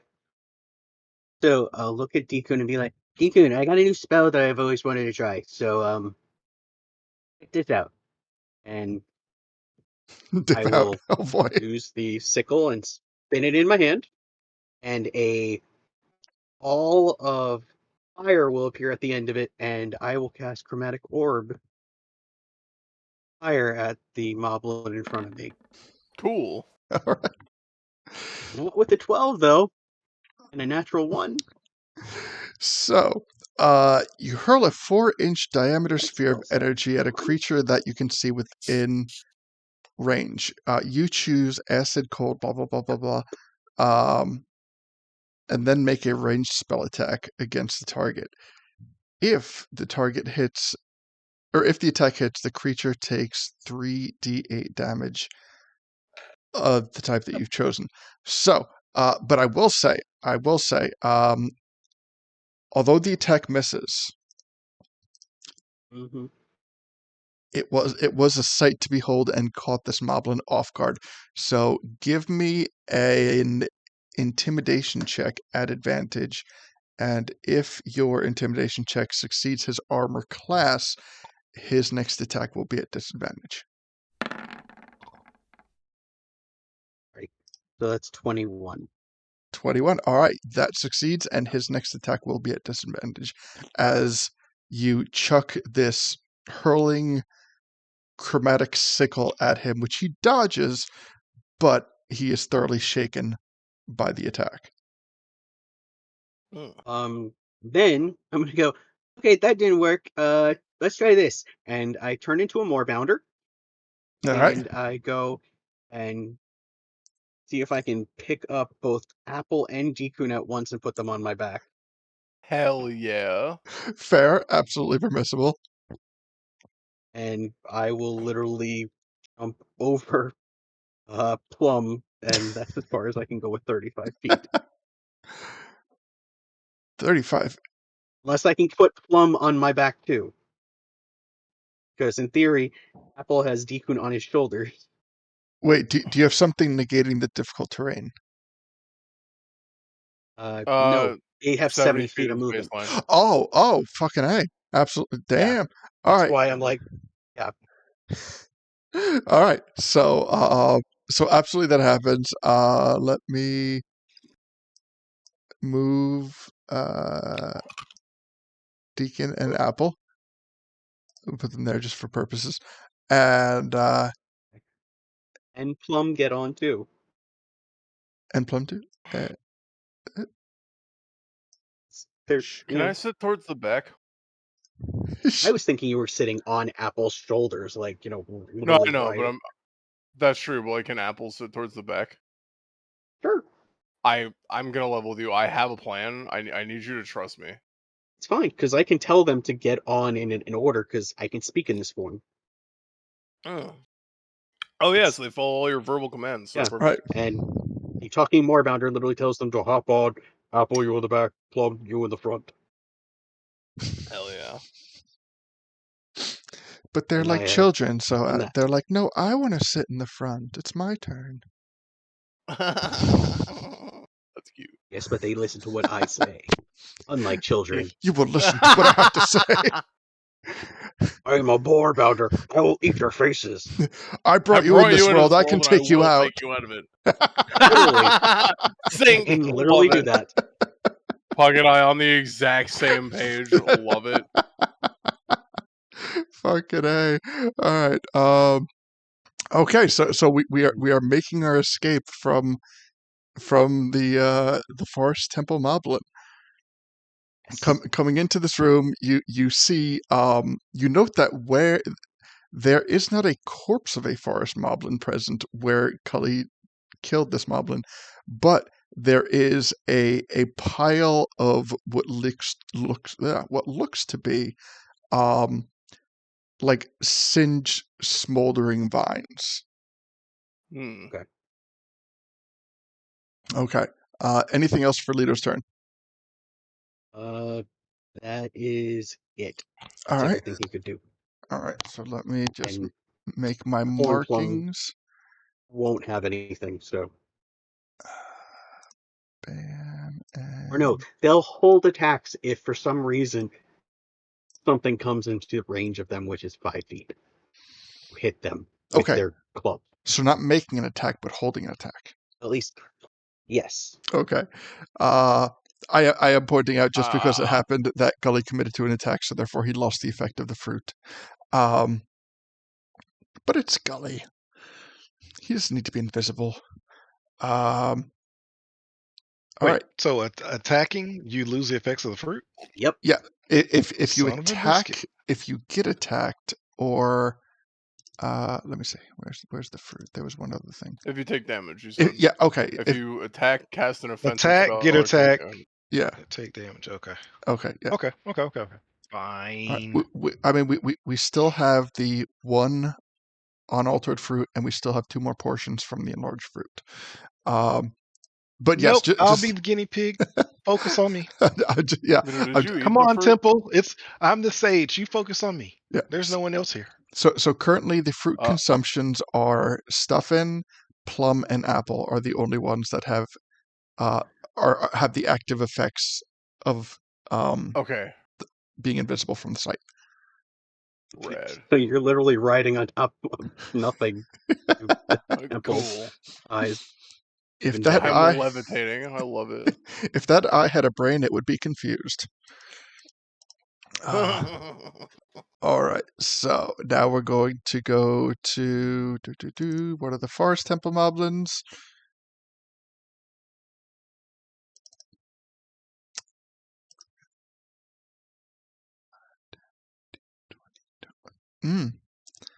No, I cannot make that attack. Let me see if I can do something else. No? All right. That moblin has no means of attack. And then we go to other moblin. Wait. Oh, and he is going to. But there's only one moblin. No, there's 2. All right. This one. The first one's dead. So there's another one? There's another one. Off screen. Oh, okay.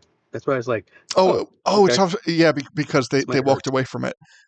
So yeah, there's one that's hidden in the fog, out of sight. Okay, so this one is going to make a crusher attack. That's why I was confused. I'm like, oh, On Lido, first one is a 9. That's a it misses. miserable miss. Follow up on a backswing, 17. Oh, that is. It's all right. Let's see. We got damage. That is. 26 points of bludgeoning damage. Oh. All right. That will end its turn. I'm still alive. Just barely. Oh man, fucking. 6 points damage. Lita took a licking on that. Let's But- just say I'm more than bloodied. Oh, oh shit. I got 4 hit points before I turned into Lido. Damn. Damn. All right. I think someone said they could heal. But anyway, I can heal. I just don't need to heal, my animal forms. Fair. Yeah, do you get unlimited yet? Do you have unlimited? Wait, Sorry, what? you have unlimited wild shapes? Is that Moon Druid? No, level 20. Oh, okay. I thought you were saying you were level 20. I'm sorry. We'll get you there. No, not yet. We'll get you Gotcha. there. All right. So, That's all fine. right. So, top of the order before we take Deacon, we are going to, and it's at this point that I still realize that every single round I have completely forgotten to take legendary actions. So, let me see. Where is looking at my layer actions?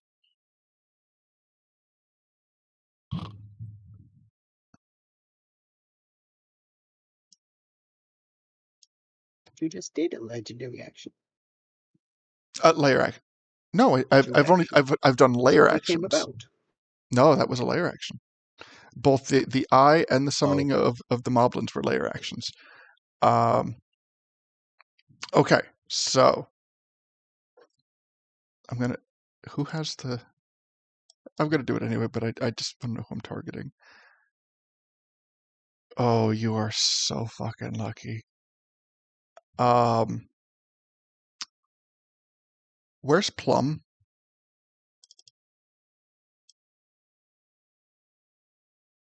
On the back of me? Okay, he's riding it. Okay. Both on the back of me? Okay, so I'm not quite sure how to narrate this, so we will walk through this, collectively. Let me ask you this. Uh-huh. Because I'm actually considered a large creature.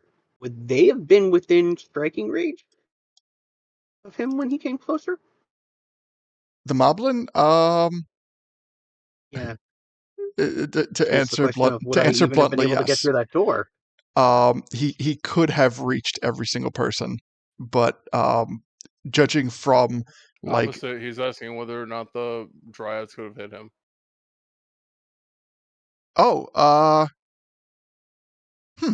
you know what? Let's figure this out. With their So, ready actions, what was the reach on there? They only have 5 feet. Oh no, because he's stuck in the other room, so it's a 10-foot reach that he hit you with. Okay. Okay. So the room gets really cold as you start to see ice crystals forming, and a spike juts out. And I'm using this terminology intentionally vague because we're only going to hit one target, and you guys are all compacted. So we're going to figure out why this attack is only made on, I think I said apple, on Plum. Because this is an attack that targets the lowest initiative, and Plum has a 12. So,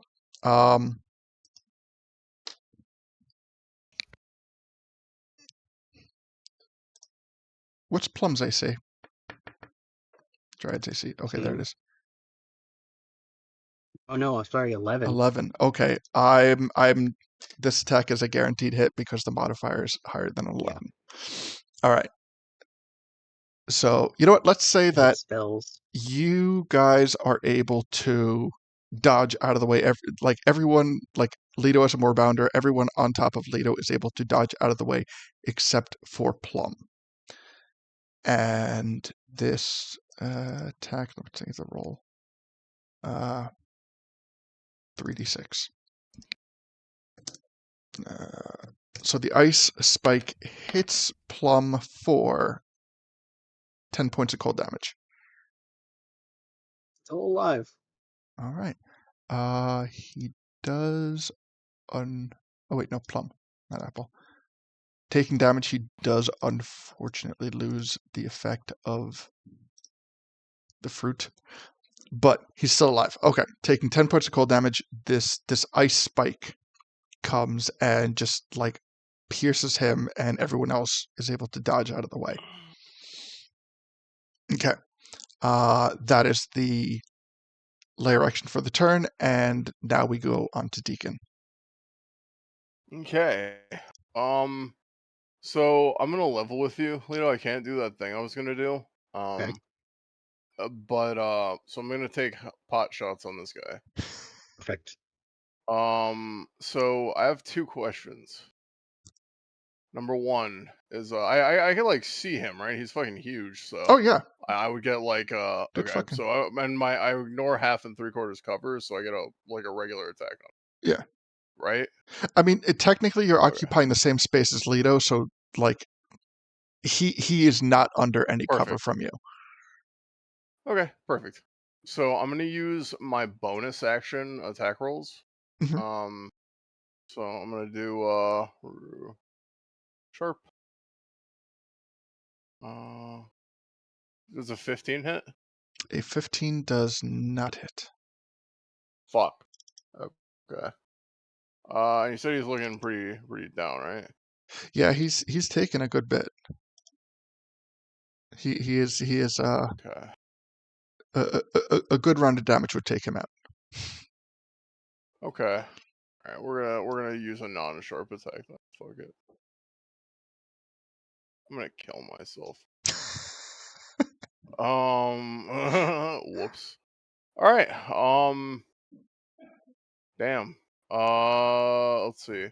'Cause I really don't want Leto to have to take like fucking attack opportunity damage, leaving his reach. So I guess I'll just make my regular 2 attacks then, All right. as well, and call that. Uh, about that. Bruise bone. Do I make him sharp? Not really a lot. No, fuck it. Fuck it. 17 to hit? 17 hits. Oh, thank God. Okay, so I'm gonna add my Blade Master's Flourish, D6 to my damaged armor class. So 25 damage. And plus 2 AC. All right. So 23, 24, 25. Okay, he is holding on. Minus. Got it. He gets a non-sharpshooter attack. Yeah. As my final, because I have 4. Okay. Because of Swift Quarters. From my personal experience, if this hits, it will do the 10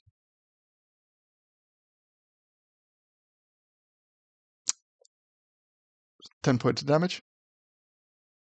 Yeah. Would you like to use a D4 damage cookie? Sure. Thank you. Okay. What the? Oh, I'll use 2. There we go. All right. I'm, That 12 was the magic number. Why is my life so unpleasant today? My God.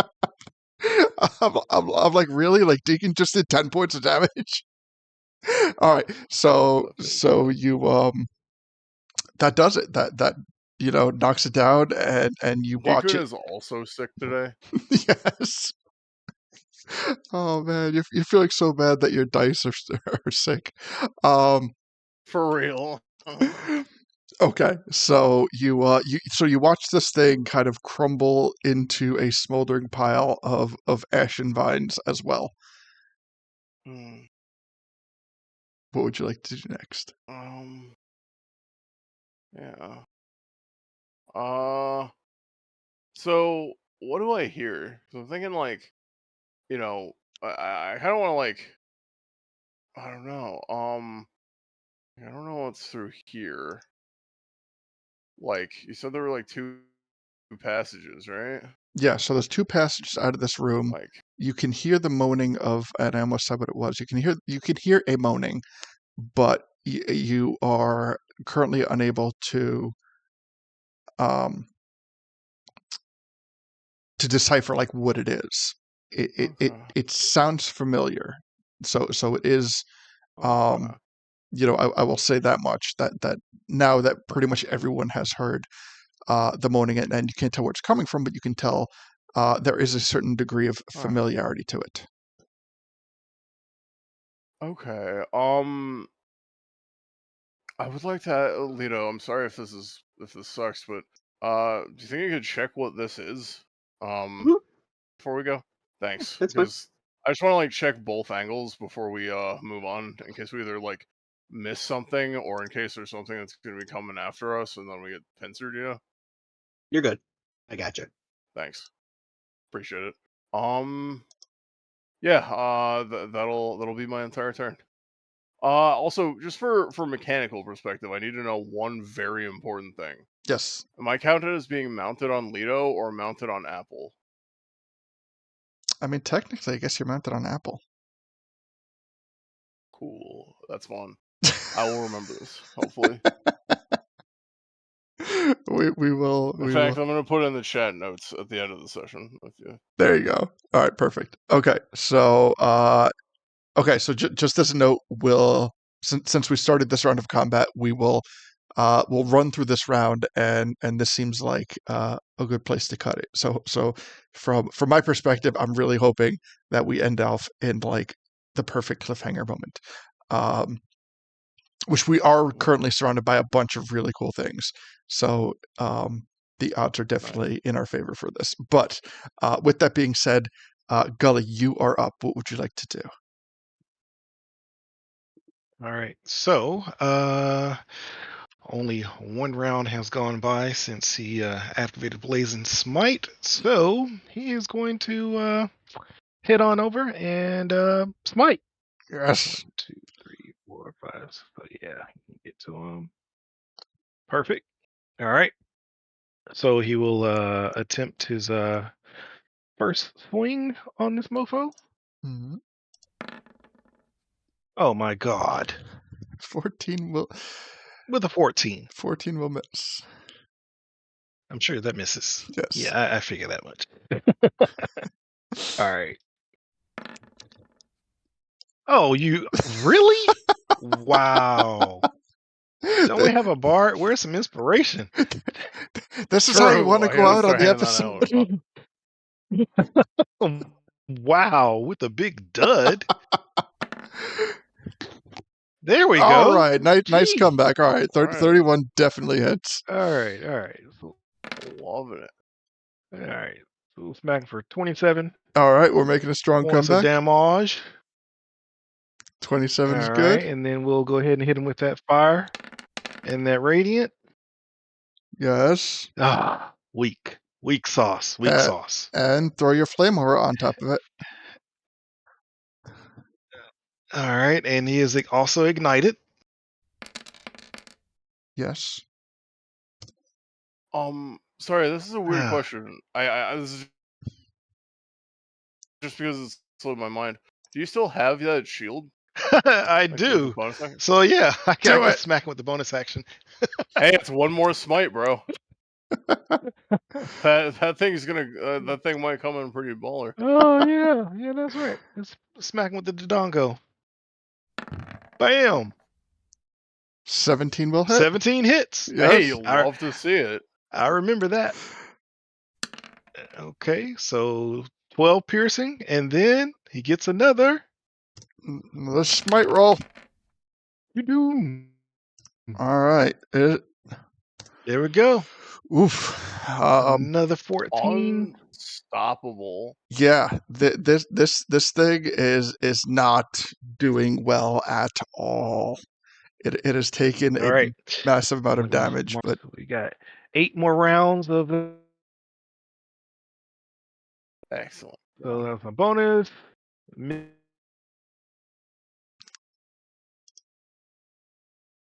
all right. Missed on my other 2 swings. Is ignited. Okay, so And that's it. the ignition takes on his turn. Look at all Is it those freaking ones I rolled. is it the beginning or after?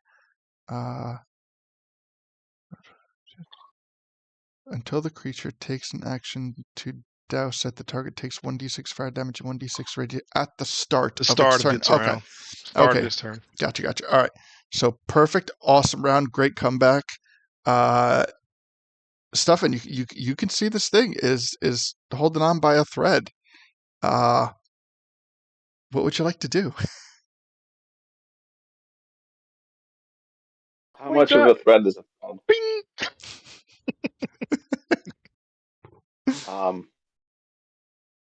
Fireball. No, Holy shit. I won't That's do okay. that. No, you go ahead. You want? I could just magic missile it. I'll probably take it out with magic missile. Or you can fireball. I've got divine body. What does that mean? You take a fireball and be okay with it? Actually, I'm sorry. Fire resistance. I've got fire resistance. Actually, but I haven't cast that. Darn it. I could have given myself immunity. I'll have to remember that. But yeah, I'm resistant to fire right now. Okay. If you want it, I will do it. I'll All right. fireball. Knuckles I'll get a little cracked. closer. Let's see, dex I'm gonna save. fireball. I want to be out of space. All right, he is. Okay. 86. 5 is his dex save. He fails the dex save. Fireball. 14 is the Okay. damage.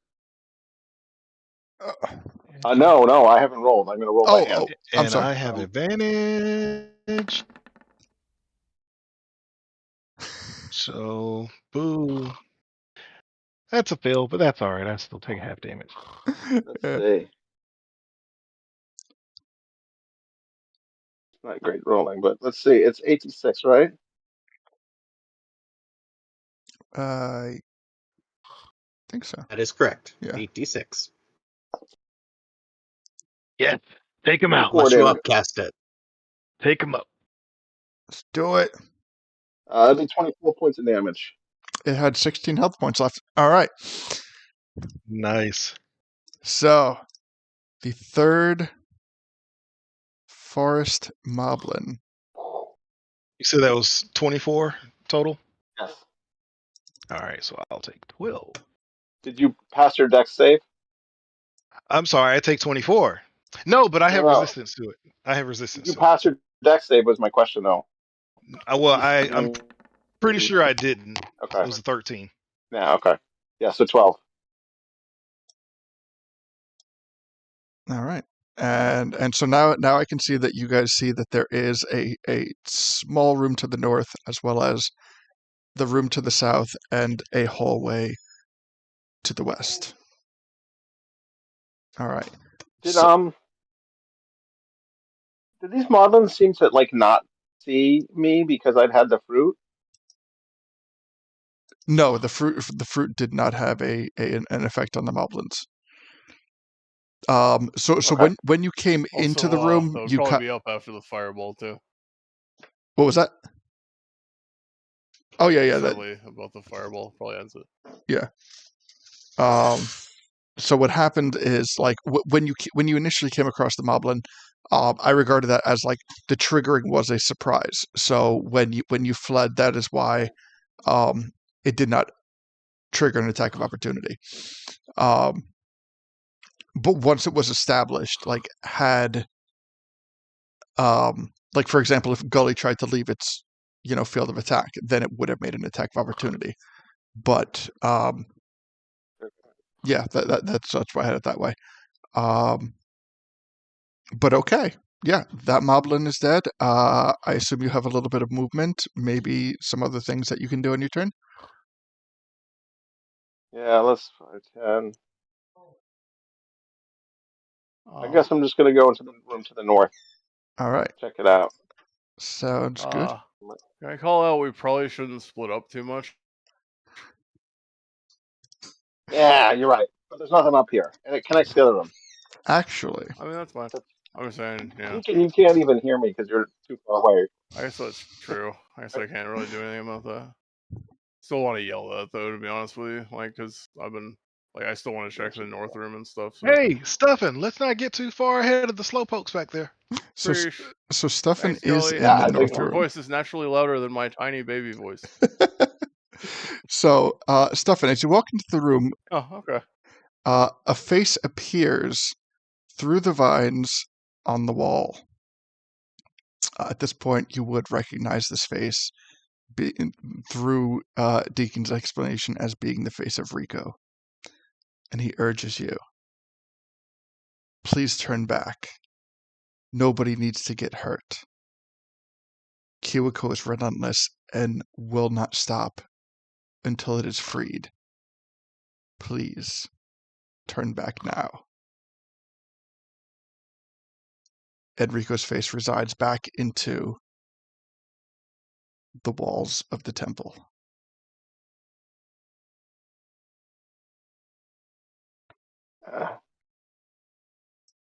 Okay, nice meeting you too.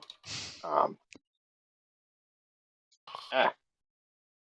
Hey, golly, there was a face, the talking face, that told us to turn back. The same Um, face again? The same face from the yeah, it door. said Kiwakoa? Nah, we Kiwakoa will can't. not stop until it's freed. Is what it said. I don't know who Kiwakoa is, but maybe we'll We'll have to consult with Deacon Leto. They're the smart ones. yeah, well, maybe Kiwakoa needs to Well, go away. Awoa. they're- That was bad. I'm sorry.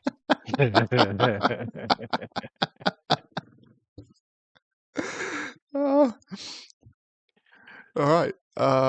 Anything else on your turn, Stefan? No, I'm good. I'm sorry. I try humor sometimes when I'm a little frightened, but No, it doesn't always pay off. no keep trying, Stuffin. Keep trying. all right. So with that, we will move on to Leto. And that is dead. And that So is since we did not hear that, dead. Leto's gonna move us right there. Into So the hallway? everybody will come along. All right. Basically right there. That's as far as I can go. Okay. And then I will take a look down the hallway and see if there's anything in front of me. You can Anything in front of me. you can feel the sensation that once again you are more intensely being watched.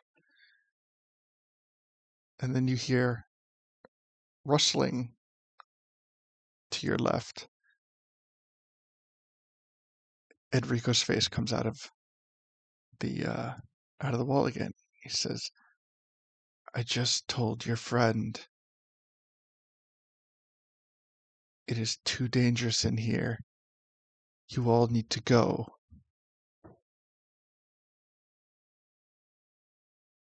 Here to help, though. There are others who have come before you, and I do not wish you to They're not suffer their us. fate. I reach out to Rikko, like, almost subconsciously. Like I want him to take my hand.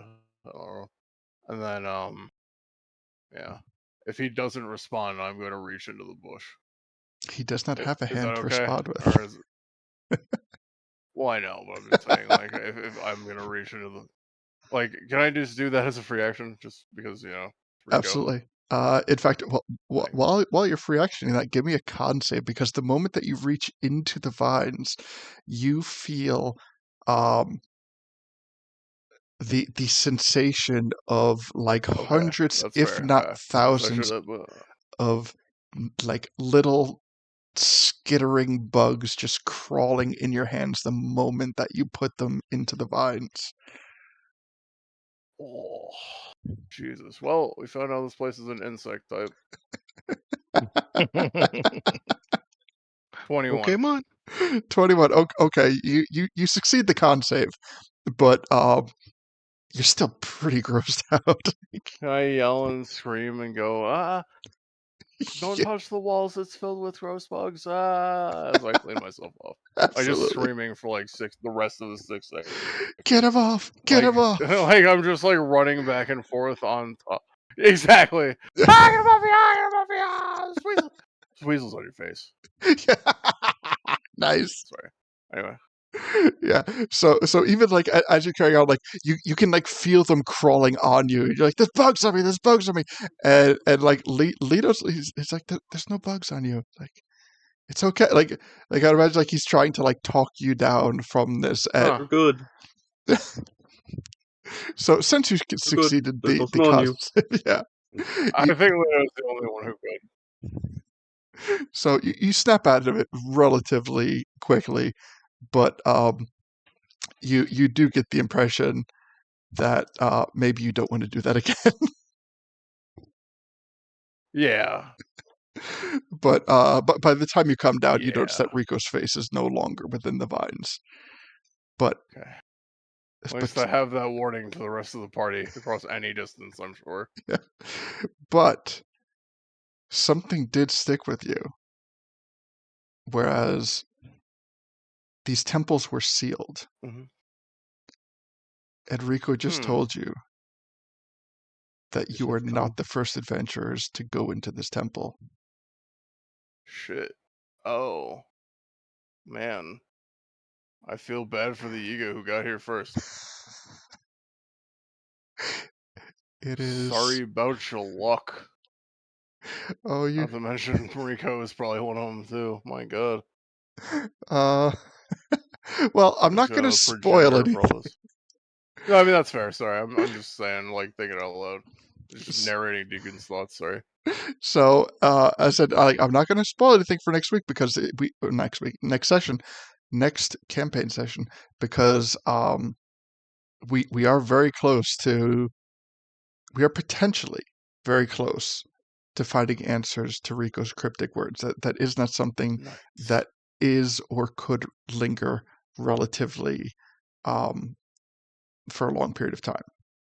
So we have made it through 1/3 of the temple. Oh, nice. Yes. So, Really? Oh, wow. yeah, I Not a very big temple. I was saying earlier that That's cool. this is probably the smallest of all the temples that we're going to go through, because it was one of the first temples that I created, like way back years ago. So it is only a well, not.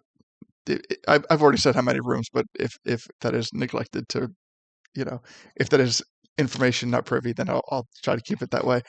But yeah, it's a small temple, but it is going to be intense, and we have uncovered what is Kiwiko's site. We have uncovered some of her abilities, such as the abilities to summon these constructed moblins that she has.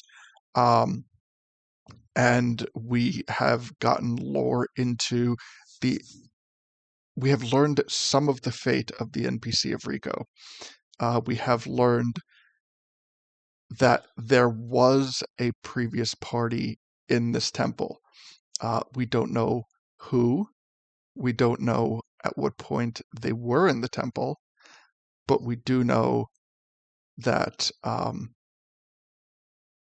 they did not suffer in optimal fate.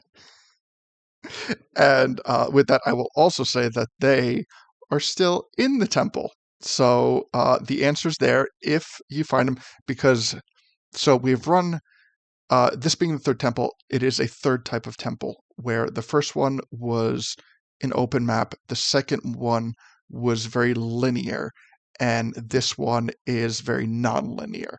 So there are things that we could very easily miss traveling through this temple. There are a number of rooms that we can entirely skip altogether, but thus far we have hit not only every room, but we have hit every room in numerical order.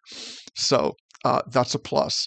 And if we get to a point where, and I will say, like, if we get to a point where something important is being missed or is in danger of being missed, I will use my GMing abilities to try to, as nonchalantly as possible, keep everyone on track to the point that that the important parts are hit. So some things can be missed, and some things should not be missed, and I will do my best to make sure that every single important point is hit. So we did run a little bit late today, so I appreciate everyone who stuck with. We're going to be uploading this on YouTube as quickly as possible. I'm going to see if I can get it. If I can't get it rendered tomorrow, it's not going to be until like closer to the weekend.